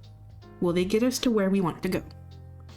For all that is unfolding outside of us, are we reacting to it in an empowering or disempowering way? How can we create more internal freedom and empowerment from where we are today? So, it's very much going in line with that about, like, being rooted in the present and not worrying about, like, a future that hasn't happened yet. And also, coming along with the message of, you know, perhaps trying to adjust how you react to these obstacles and choose something that's a little bit more uplifting and a little bit more empowering for you, okay? There's an entire fucking, like, philosophical movement that is centered around this very core belief that's gained popularity over, like, probably within the past decade or so. It's called Stoicism. It's an ancient form of philosophy that focuses on, like, that very thing. About how, our reality is shaped by how we react to it. And that's also kind of a common, like, concept in, like, psychology as well. Our world, our reality is shaped by how we perceive things. Our experiences become the lens that we see through. For good or bad.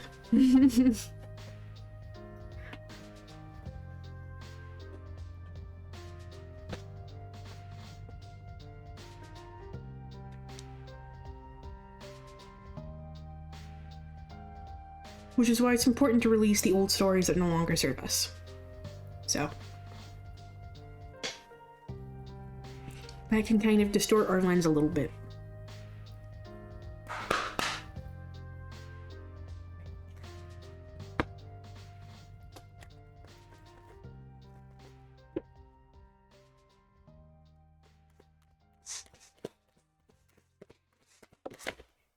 Okay.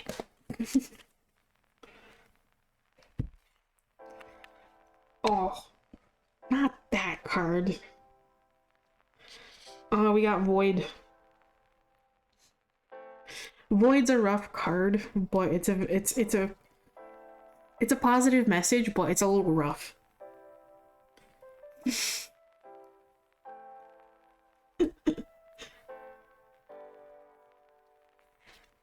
It's also the last card in the deck. Void. The theme for this is denial, and this is Void Overworld. Overworld keywords are compartmentalization, hurt, potential, self-identity, and suppression. In this card, gold chains pierce the soul, which is symbolized by the bright winged heart in the center. Its owner stands behind it, their face lifeless and their expression vacant. They blend in with the void around them, all but consumed by the swirling vortex. Even so, the trapped soul's light shines with determination, illuminating the rest of the card from its central position. Though 4 chains puncture the soul, only 3 sites of entry are bleeding, and you can see that on the card, but it's a little easier to see it in like the full art that is in the actual guidebook. So there are 4 chains. This one isn't bleeding.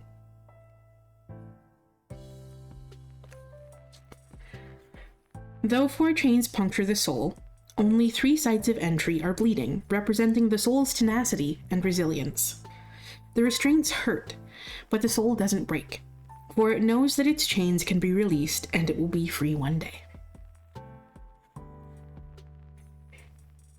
Like I said, it's a bit rough, but it's a very positive, uplifting message.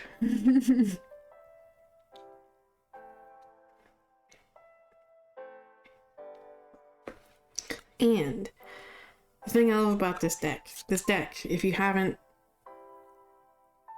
don't know anything about this deck, because this is one that I only got this year, and I don't know if you've had any exposure to it through like anywhere else, whether you've seen it yourself or like have it yourself or like have seen someone else use it. This deck is called the Fablemaker's Deck of Many Things, and the Deck of Many Things is an object in D&D, Dungeons and Dragons.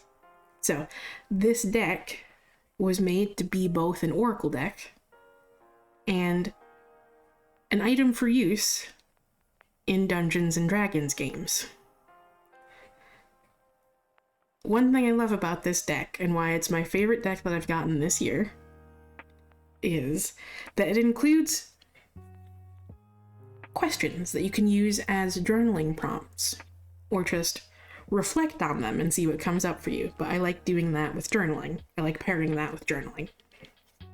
So I use them as journaling prompts. It includes 5 questions for each card. And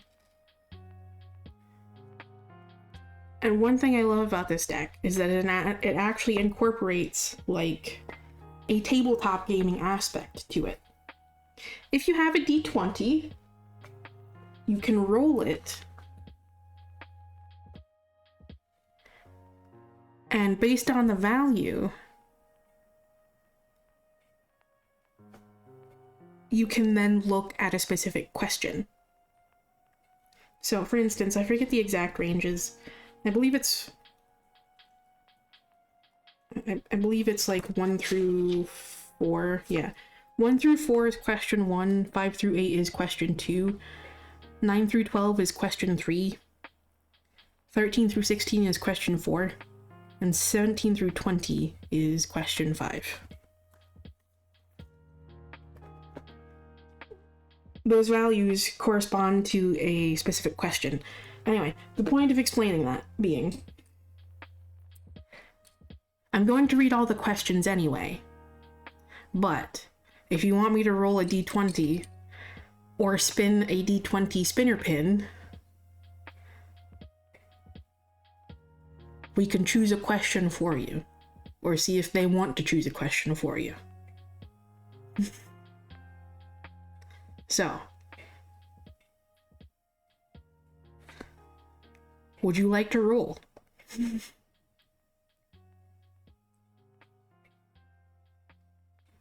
And if so, which one? The pin or the dice?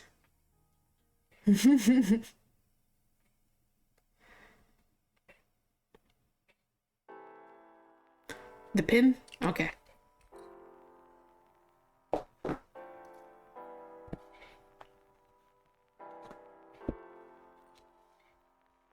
So, let me get this. There we go. That's better. Alrighty, let's see. What question? That is 10, so I believe that's question 3? Isn't it question 3? It is question 3. Alright, so Void Overworld question 3. Oof. Oof. What is keeping you from living openly and freely? Ouch.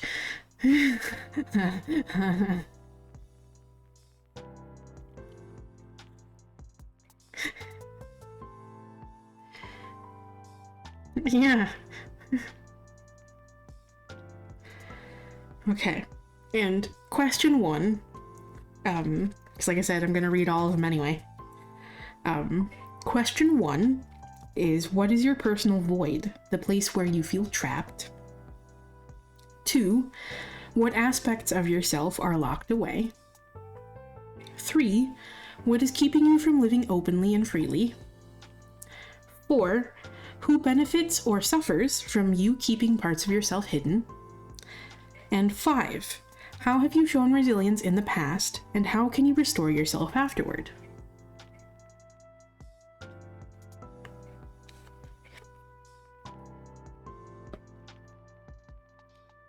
So, I hope that message helps. I need to adjust myself.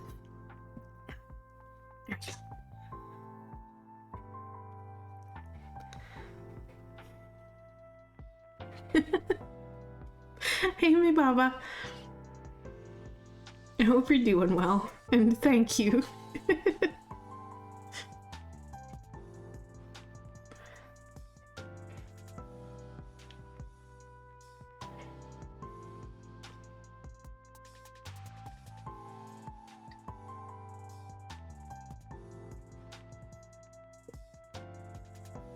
Okay. And before I forget, I need to issue a last call for Q here, so if there's anyone who still wants to join, you may go ahead and do so. I'll leave it open for a few more minutes.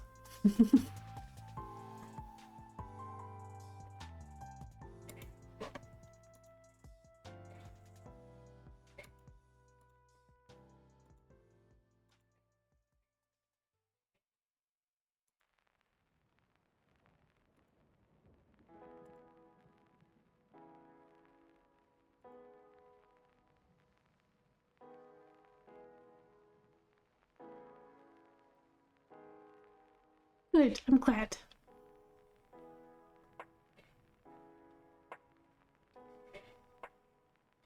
I'm glad to see you again, by the way, Aunt.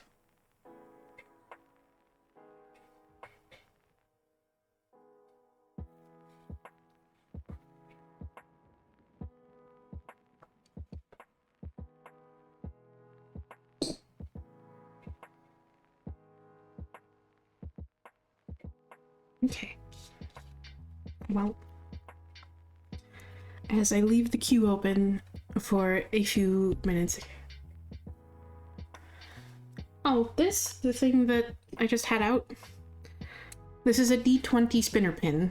We just used this to roll the dice and get a number to reference a specific question from the this deck here. It's a pin. I can actually put it on something. Like these actually. Oh yeah, don't have to pull up on them. That's right. There we go. Like it's an actual pin that I can like put in something, and it functions as a D20. Oh, my nails break all the time. I don't really care about keeping them like that long. They break all the time. I just try to keep them at least shaped nicely.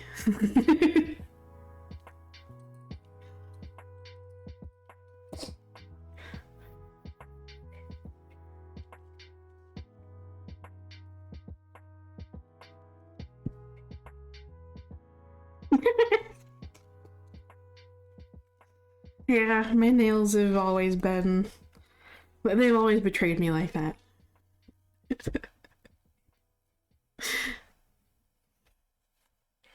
That's why I try to use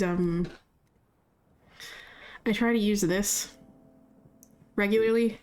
This is nail oil that I make myself with, I don't know if it's jojoba oil or jojoba oil.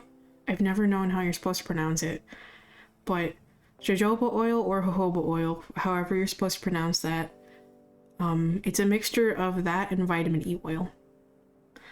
And you can get these pens, these refillable pens, like for pretty cheap, in like a pack of like multiple, from like various places on the internet. So and it has like a little brush tip, so you can just rub it around your cuticles and yeah. Jojoba. It's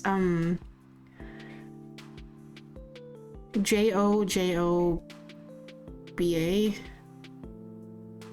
Yeah. Sorry, my brain doesn't want to work. I had to make sure that I actually spelled that correctly. But I try to use that to keep my nails, at least, well, to keep my cuticles nice, and like, you know, hydrated. And also my nails as well, because it's good for the nails, and it's good for keeping the nails flexible. The more flexible they are, the less of a risk that they snap, because rather than, you know, if they're flexible enough and you like grab them into something, it's just going to flex. If it's not flexible enough and it starts bending, it's just gonna snap.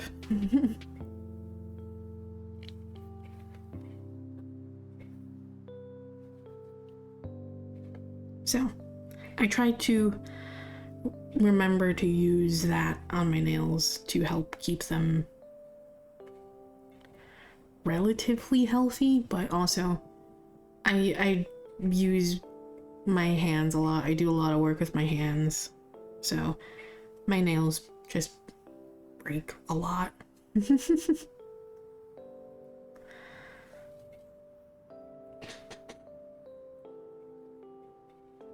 Or they'll chip a lot, so it happens. I've never been one that is able to grow out my nails very long. If I want long nails, I would have to get nail extensions, or, you know, like probably use like gel on them or something. Yeah. Yup. This is about as long as I can get them. Like, this one is actually kind of in need of a trim. Or rather, it's in need of filing, so I can file it down a little bit. This length here is probably about like the longest that I can get my nails to go before they start just snapping. And just destroying themselves, so.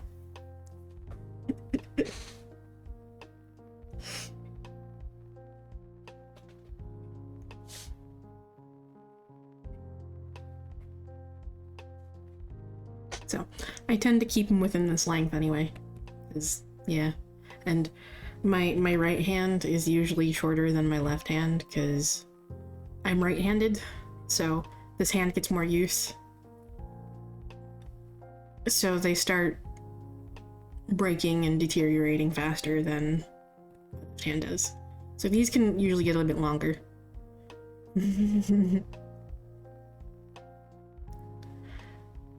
These are typically kept shorter.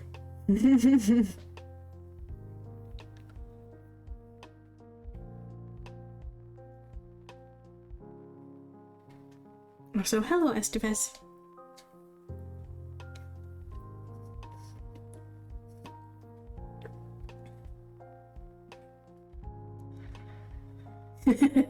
Yeah. Yeah. I actually need to get some more nail polish. I haven't painted my nails in years.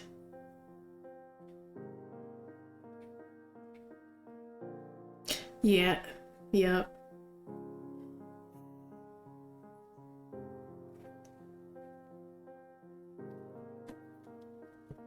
Alrighty. Let me go ahead and close the queue here before I forget.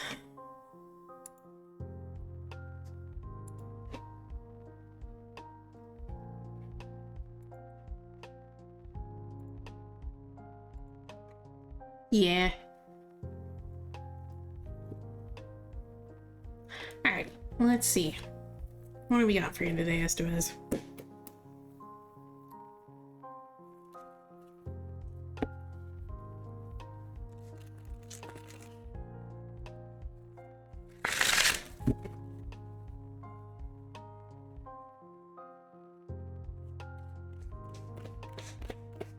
Yep. It's usually what I do anyway.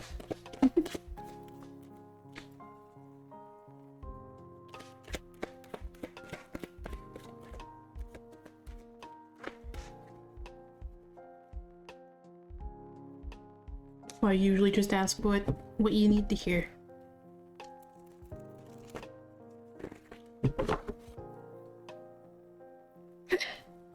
Ooh, hiccups.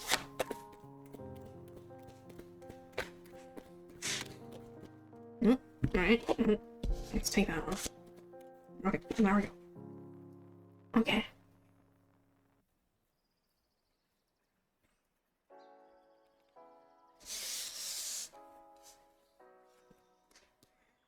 Okay. Hold on. All cups? Really?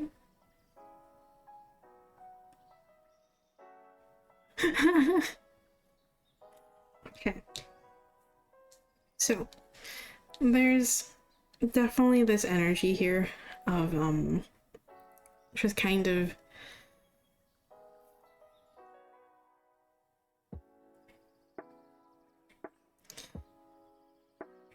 I get the sense that kind of like perhaps things aren't panning out exactly the way that you were hoping for here with this Nine of Cups reverse energy.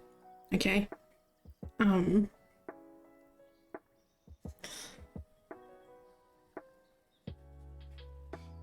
If you want to get to where you'd like to be and accomplish what you'd like here, you need to trust in yourself here, okay? Because with that page of Cups reverse energy, there's an element here of just kind of not really trusting yourself. Not really trusting... Just not really trusting in yourself, and not really trusting yourself to be open.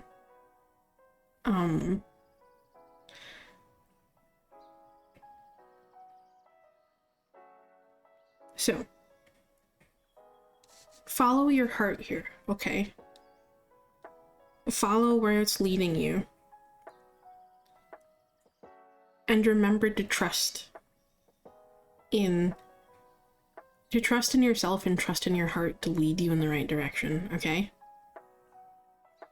Be open to... Be open to this, okay? Like, keep yourself open to this. Keep yourself open to the possibility that things could go a lot better than you expect here, okay? Remember not to close yourself off here, okay?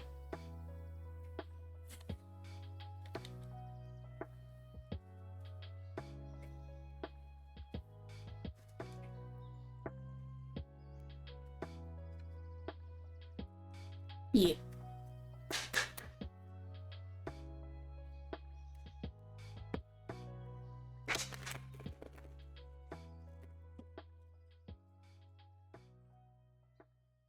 My fucking, like, heating and cooling system is making some real weird noises today, I've noticed. I don't know if the microphone is picking it up at all, but it's...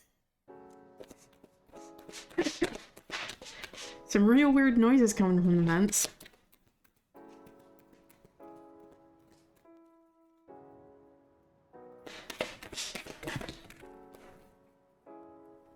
Alright. What is this? Huh. We had this one earlier, except it was upright. This one's reversed. I forget how you pronounce that, though. Oh, that's it. Othala.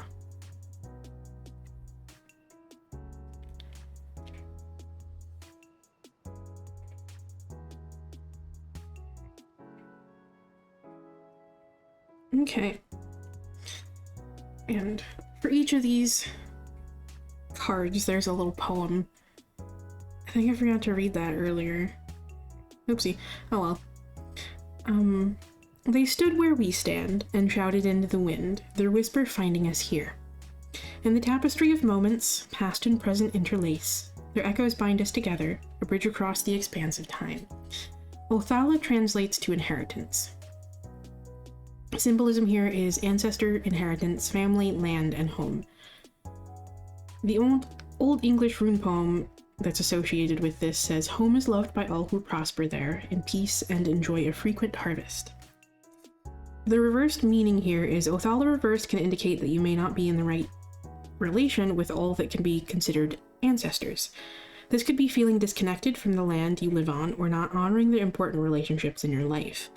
It could be that something is out of balance in your lineage that needs tending to. It could also be that you are not honoring yourself enough and doing a disservice to all that raised you. Sit with what may be out of balance here. That last part about honoring yourself and honoring what you want here and following your heart, okay? Follow your heart.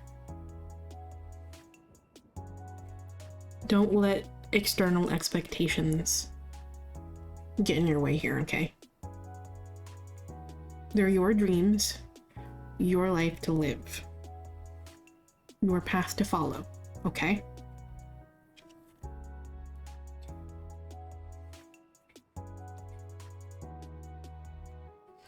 It's okay to take into consideration what others may want for you and see if it aligns with what you want, but ultimately, it is your decision to make, okay?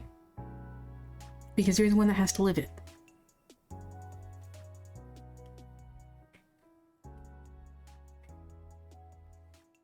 So, you can let them have input, but don't let them have a complete say in it, okay?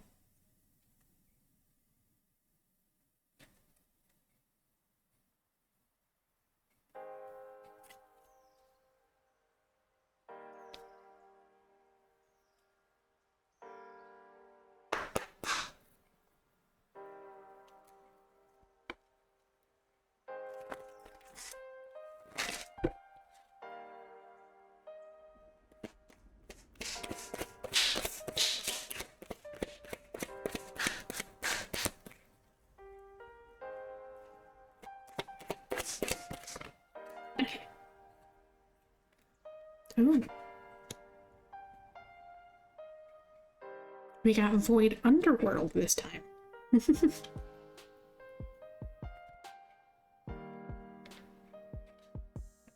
Okay. Void. Theme is denial. Underworld keywords are conscience, desolation, individuality, participation, and stagnation. Yeah, these cards are awesome. I love them. The foil edition of this deck, this is the foil edition, is like even prettier than the standard edition of this deck. In this card, gold chains pierce the soul, which is symbolized by the bright winged heart in the center. Its owner stands behind it, their face lifeless and their expression vacant. They blend in with the void around them, all but consumed by the swirling vortex. Even so, the trapped soul's light shines with determination, illuminating the rest of the card from its central position. Though 4 chains puncture the soul, only 3 sites of entry are bleeding, which you can see here again. It's easier to see in the full art that's in the book. So there are 4 chains, but only these 3 are bleeding. This one isn't.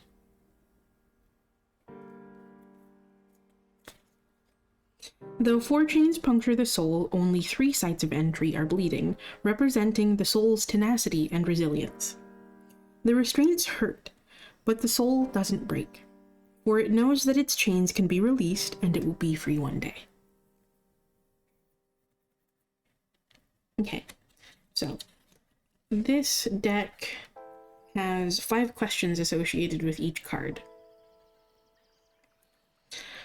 And if you roll a dice, that value will correspond to one of these questions. So, if you would like to see what question the deck has for you, I'm going to read all the questions anyway. But if you want to see if there's a specific question that the deck has for you, that the card has for you rather, I can roll the dice or spin the pin.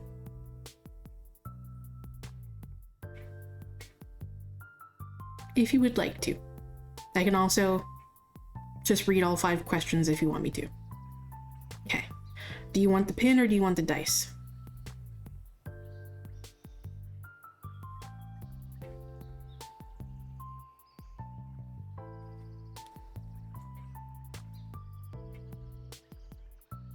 The dice? Okay. Then let's see. That is 18. So, that'll be the last question.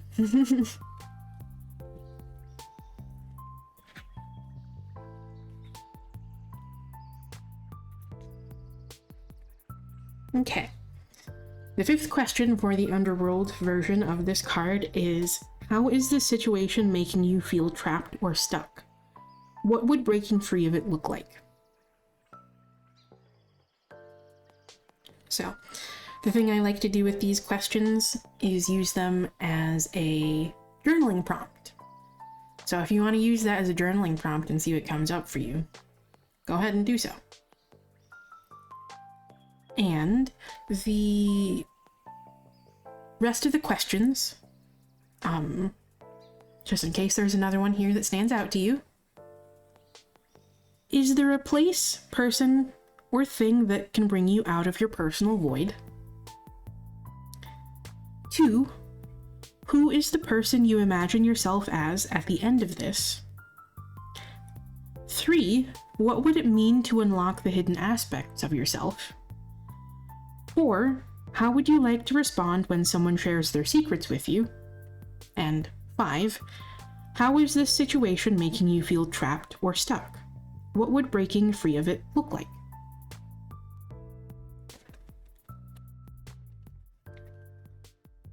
So, I hope that message helps.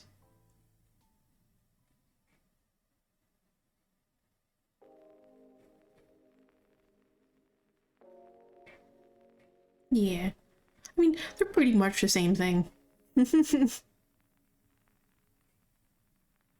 Good. I'm glad. Thank you for stopping by. Of course. Thank you for stopping by.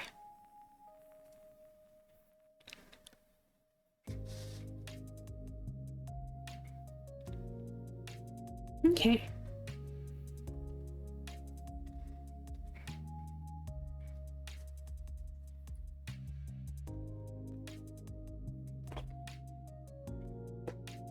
I'm glad I decided to pull out this deck. I love this deck so much. Thank you. I get that a lot. And I always appreciate it, everyone, every time anyone says that. So, thank you.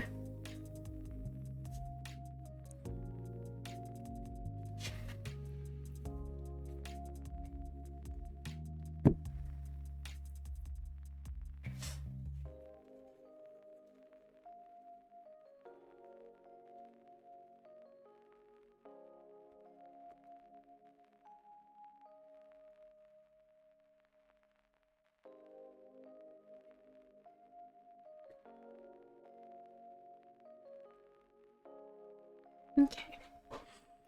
And now we have our closing message. And also, let me make sure, I did close the queue. Okay, I remembered to. Woo. I thought for a second that I forgot to.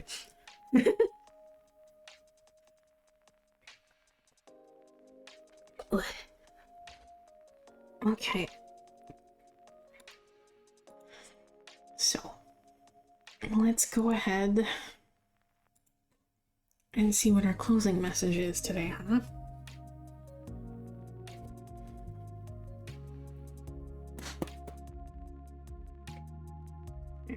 What do you want to close us out with?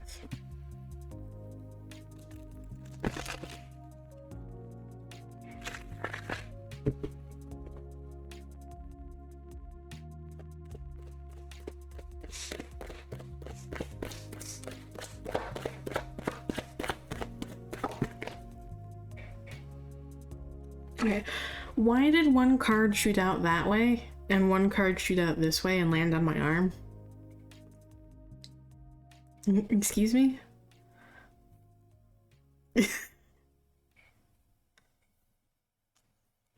They shot out in opposite directions. Why?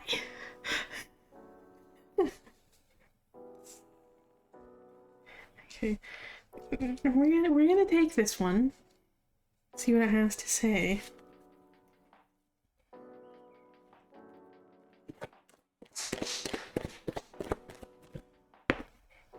It just did it again. I really hope that was on camera this time. They shot out in opposite directions. Again. Excuse me? Excuse me?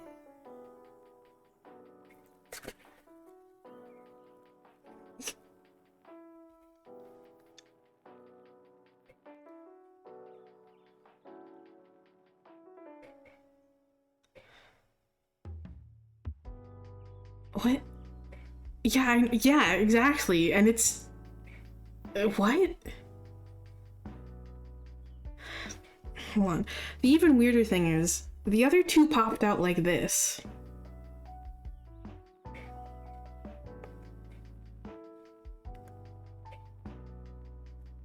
This is actually, like, north. Where I'm at. Why did these pop out in cardinal directions?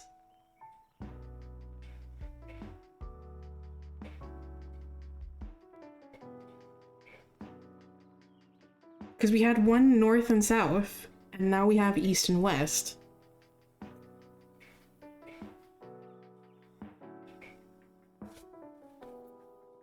What?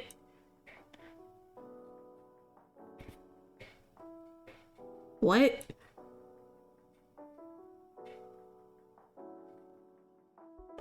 Okay.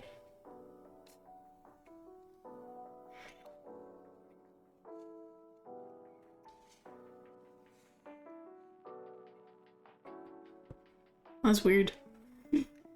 We also have an extra card as well because of that. Huh.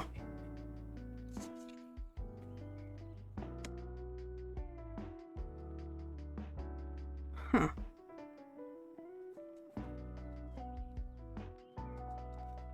Okay then. We have strength, the world, Page of Wands, and Four of Cups reversed. Four of Cups reversed is definitely interesting with this. Okay, so there's definitely, again, definitely something here that's just kind of testing you, okay? With this strength card being present here, okay? There is a need to be strong and resilient here with this strength card, okay? To keep pushing through and carrying yourself forward from whatever the situation is. And I get the sense that that's connecting to this Four of Cups reversed energy, about letting go of just kind of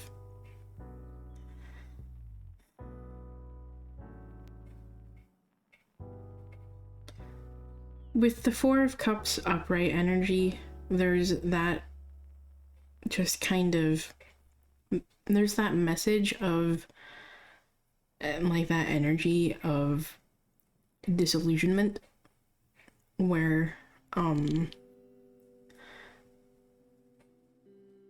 things haven't quite gone the way that you expected them to, and just kind of getting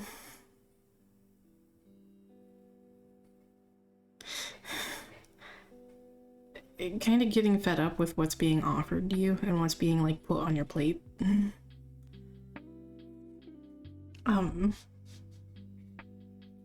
Which is kind of where that sense of disillusionment comes in, because you're just kind of tired of getting the same thing over and over and over. And you could potentially be expecting to get the same thing over and over and over, which also, you know, isn't the best outlook on things here. So there's definitely a message here with this Four of Cups reversed energy about keeping yourself open, okay? Not turning away what's offered to you, okay? And accepting, you know,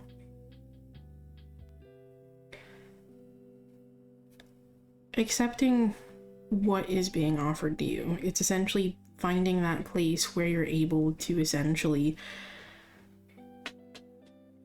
say yes to things instead of just constantly turning them down, where you feel in a place where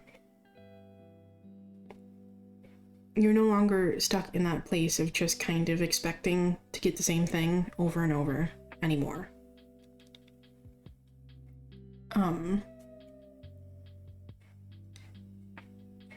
So I definitely do see why these actually popped out now.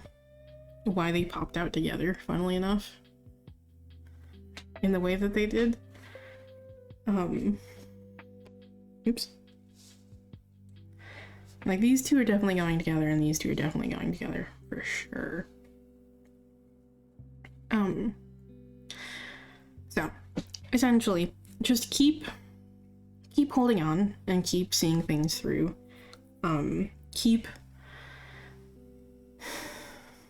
Keep carrying yourself forward towards this end goal here, okay? Keep positive that things will go better than you expect here, okay?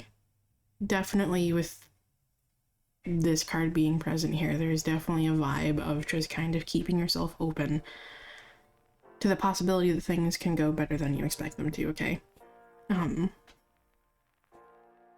So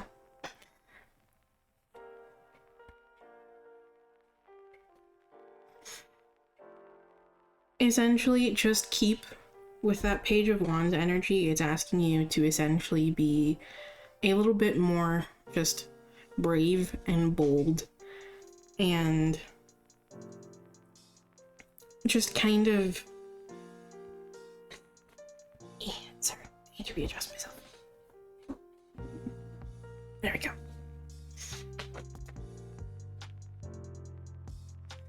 Just embody that energy here of braveness and boldness, and just kind of energy of just being like carefree. Carefree isn't the best word here. There's another word that's on the tip of my tongue that is just currently escaping me for whatever reason. My brain is just like, I'm not going to work right now. I know the word you're looking for, but I'm not going to tell you what it is. So.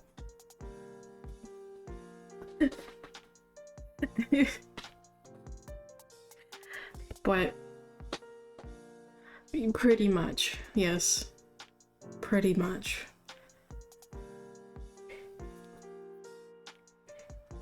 But there is a sense of like being carefree here, okay? This energy of the Page of Wands is just embracing adventure, okay? It's being curious about what's in front of you and opening yourself up again to that possibility that things could go better than you expect them to. And embracing that like sense of just carefreeness and just bravely and boldly just moving forward towards, you know, what you're after, what you want here, okay? It's not caring about like the things that might get in their way, about the obstacles that might present themselves along the journey. It's enjoying the journey for what it is.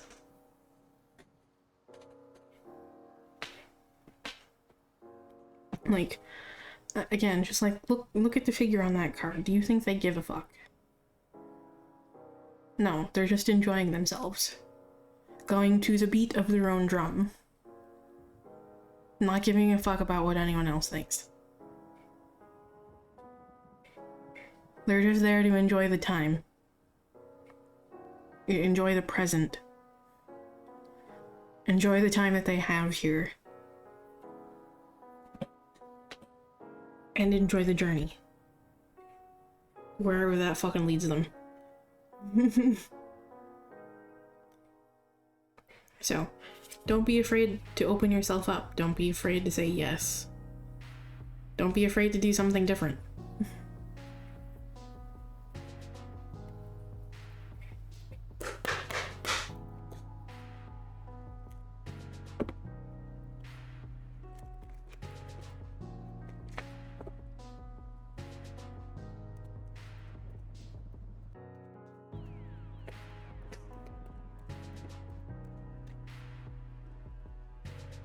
It also brings that energy of just kind of picking themselves back up when they fall.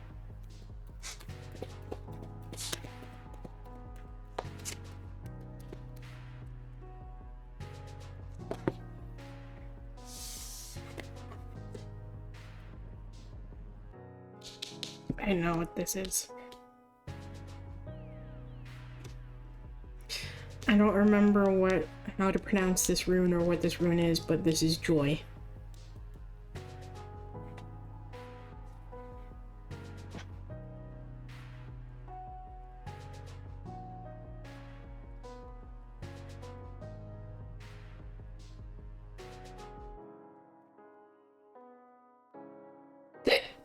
Oof.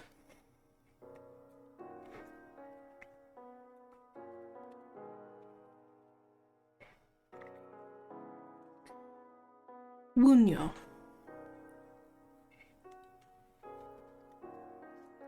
This one? It's the Sunstone Runic Oracle.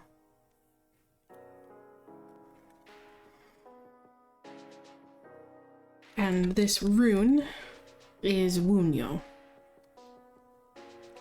which means joy. Joy is meant to be shared, is what it says right there. The poem for this is, and through the darkness and uncertainty, we find the reason. Blinding joy, we rise together, our hearts connected, a song finding new highs. Sunstone is one word, and this deck comes from Threads of Fate. They might still have some of them in stock, but unfortunately Threads of Fate closed their shop not all that long ago. And they're just selling the last bit of stock they have, and then once it's gone, it's gone.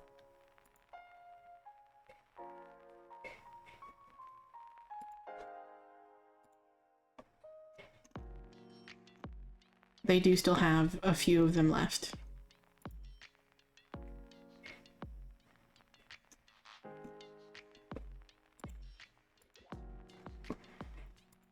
It's unfortunate because Threads of Fate made some of my favorite decks. They're wonderful. One of my favorite tarot decks is the Empyrean Tarot, and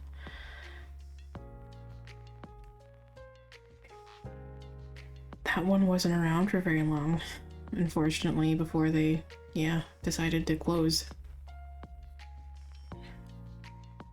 And the ones that they did produce are flawed because they didn't have enough time to actually perfect the process.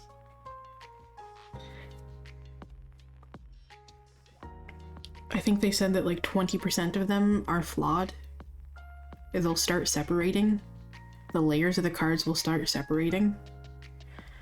Because that's the one that has lenticular printing, which means that it shifts between images when you look at the card from a different angle.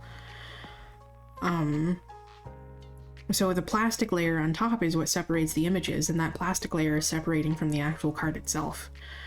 In like about 20% of the decks that they produced, I think is what they said. Unfortunately, it probably comes from the fact that they had to thin that layer of plastic to make that deck usable and comfortable enough to hold in the hands to shuffle. But that adjustment is probably what weakened those cards and made them separate. And I didn't get a chance to address that because it didn't get a second run.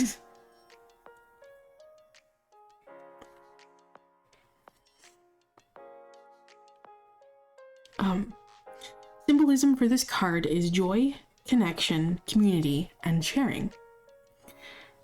There's an old English rune poem that's associated with this that says, "Joy comes to you who know no sorrow, blessed with gain and plenty, content in a strong community." And the reversed entry for this says, "When Wunyo finds us reversed, it indicates that there's a blockage around joy." And this is not a reflection of the external. In other words, don't go looking for solutions outside of you. Wunyo reversed suggests that a shift needs to happen in your thoughts. When this rune finds you, it's about letting you know there is plenty to feel joyful about, enough to feel hopeful about. So it asks the question, what are you focusing on, and how can you feed joy in your life?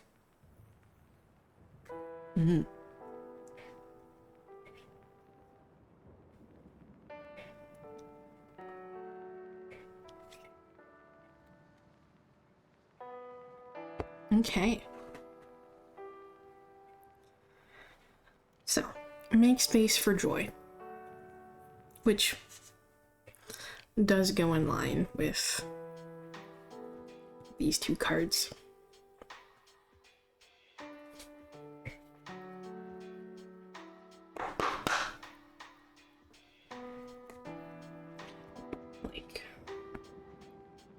Like I said earlier, don't worry about the external, okay? Don't worry about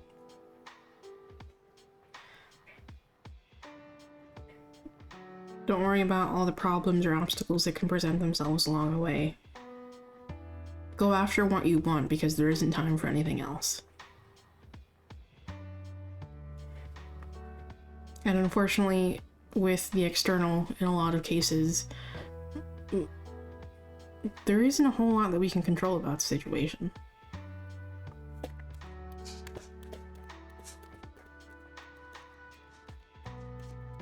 All we can control is what we do about it. Focusing on the things that we have no control over isn't really going to help us any.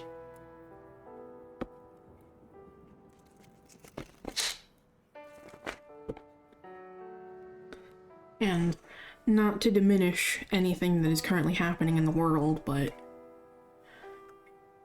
you also have to remember that at the same time, it's nothing new.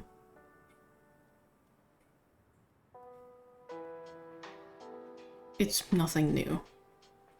This has been happening since, like, the dawn of man, okay?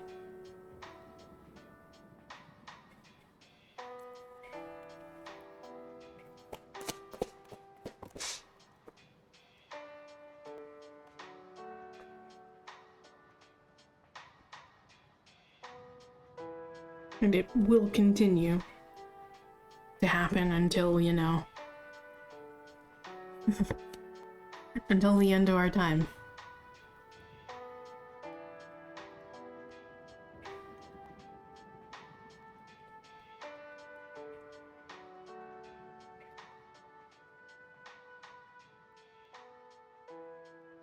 Okay. Rogue. Theme is conflict, and underworld keywords are amusement, confidence, cunning, forgiveness, and impudence. The masked rogue perches on a ledge overlooking a city at night, brandishing an ornate dagger. They raise their other hand to adjust their fox-like face covering, or perhaps to muffle the sound of their laughter. Though the rogue is clad in black, their bright red and gold cloak suggests they want to be seen, so their enemy knows they are hostile. Their mask hides their expression, preventing the viewer from discerning their motivations or feelings. We all wear a mask of a kind, and it's not possible to fully know the inner worlds of others. Some people may dislike you for no apparent reason, or despite your best efforts. From their perch, the rogue reminds us that some solutions require us to step outside our bounds, whether set by ourselves or others. Not all rules are just, and sometimes we must be a little roguish or accept being disliked to do what's right. Which, yeah, unfortunately is true.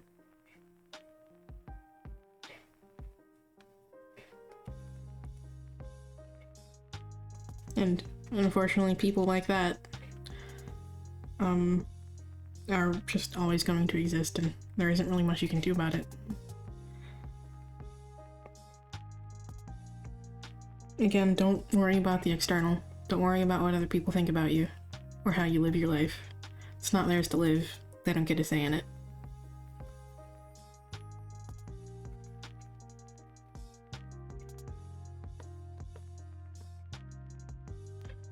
Alright, do we want to roll the dice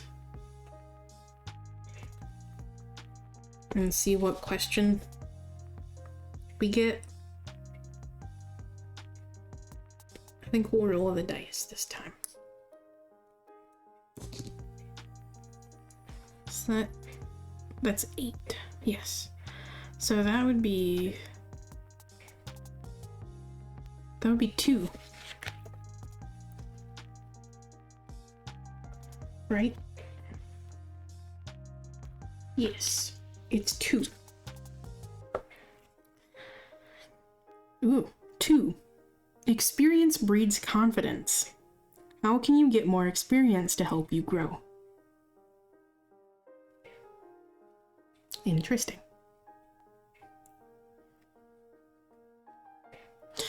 Question 1 is there an area of your life that would benefit from a shakeup? Question 2 is, experience breeds confidence. How can you get more experience to help you grow? 3, is there an unconventional solution you have been reluctant to pursue? Which, you know, thinking outside the box, getting creative, about like how you tackle an obstacle, goes in line with that page of Wands energy as well. 4. If you've done something wrong, how can you ensure you never do it again? And 5. Is there an unexpected way to approach your problem?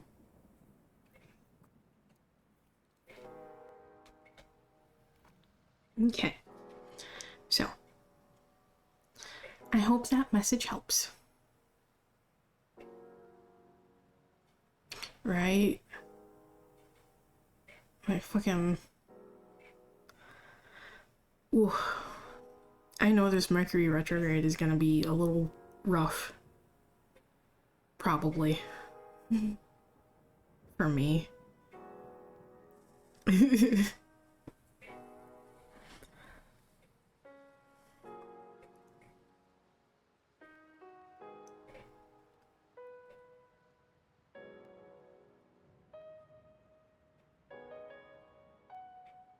Like...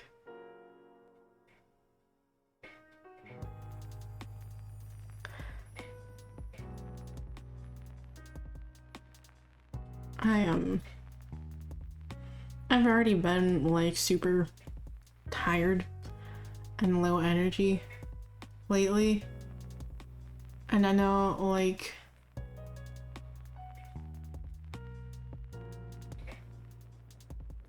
that period of time isn't gonna make it any easier.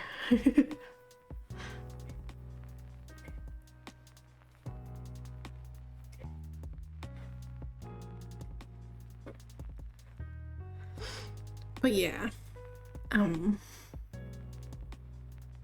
just keep,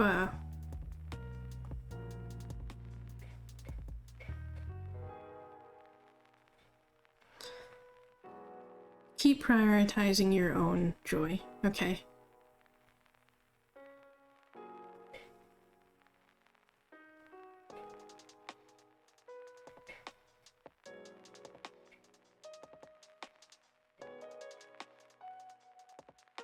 Go after what you want. Do the things you want. Live your life the way you want. There isn't time for anything else. And I mean, if you want to...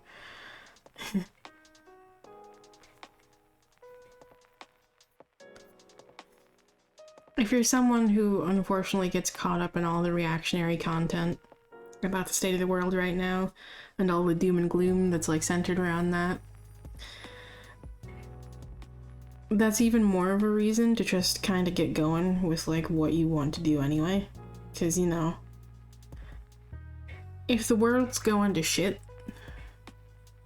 and we don't have, you know, much longer as a society anyway, that's even more reason to just do what you want. So, you know. But don't get lost in the reactionary content and all the doom and gloom that comes along with that, okay? There's a reason it's called reactionary content. That's exactly what they want from you. They want to exhaust you. They want to discourage you. They want to prevent you from doing anything. Okay?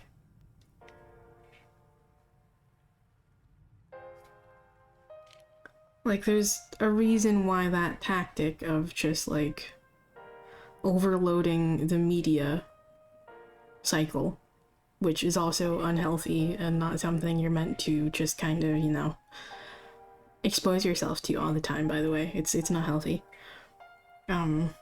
There's a reason why that tactic of just overloading the media cycle, the news cycle and the media cycle, with just one thing after the other, has been coined shock and awe, because that's exactly the reaction they're hoping for. It's meant to overwhelm. It's meant to shock you. It's meant to put you in a place of being reactionary, okay?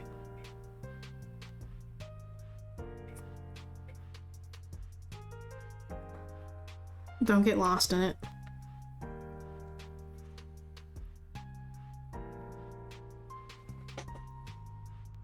Keep yourself informed about things that are going on, yes, but don't expose yourself to it constantly.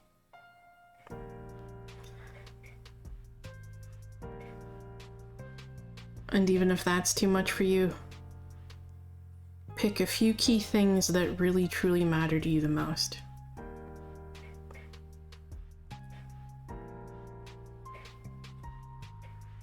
And keep yourself updated on those.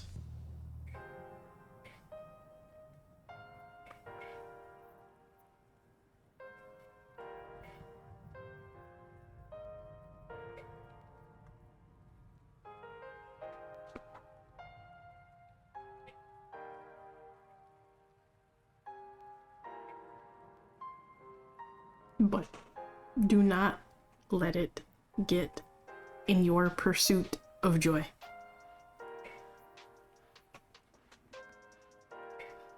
That's the key message here, and that's been a key message for a while now.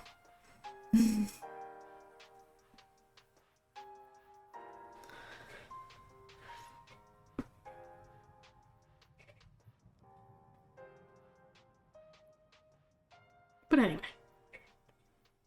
I hope that message helped for whoever needed to hear it. Even if it did get... You can tell I'm getting tired. Even if it did get a little rambly towards the end there.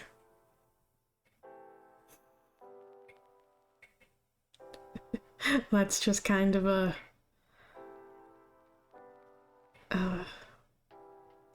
symptom of getting tired.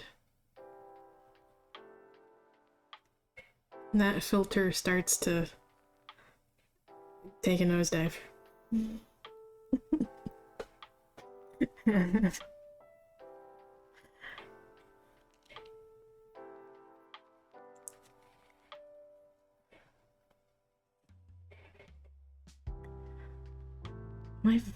The fucking heating and cooling system is making so much noise. It's making so many weird noises, and I don't know why.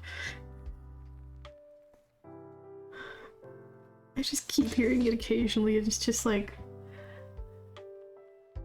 you good? Anyway. With that, I should probably call it here and probably get going. Like, yeah. I ended up streaming for 3 hours, which is fine. I just didn't want to go for too long.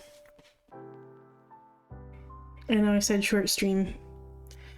The funny thing is, this is kind of a short stream for me. Like,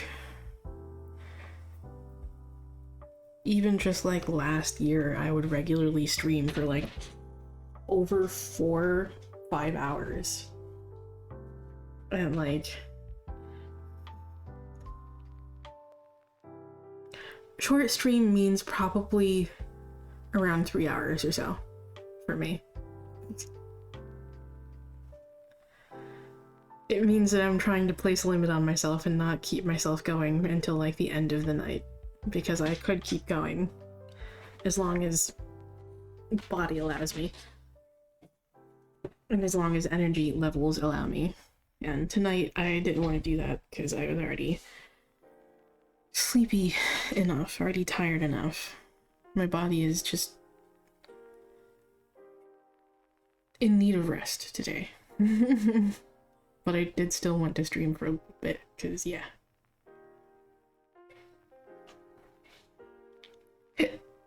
Oof. But anyway, with that, I should probably get going. Call it here.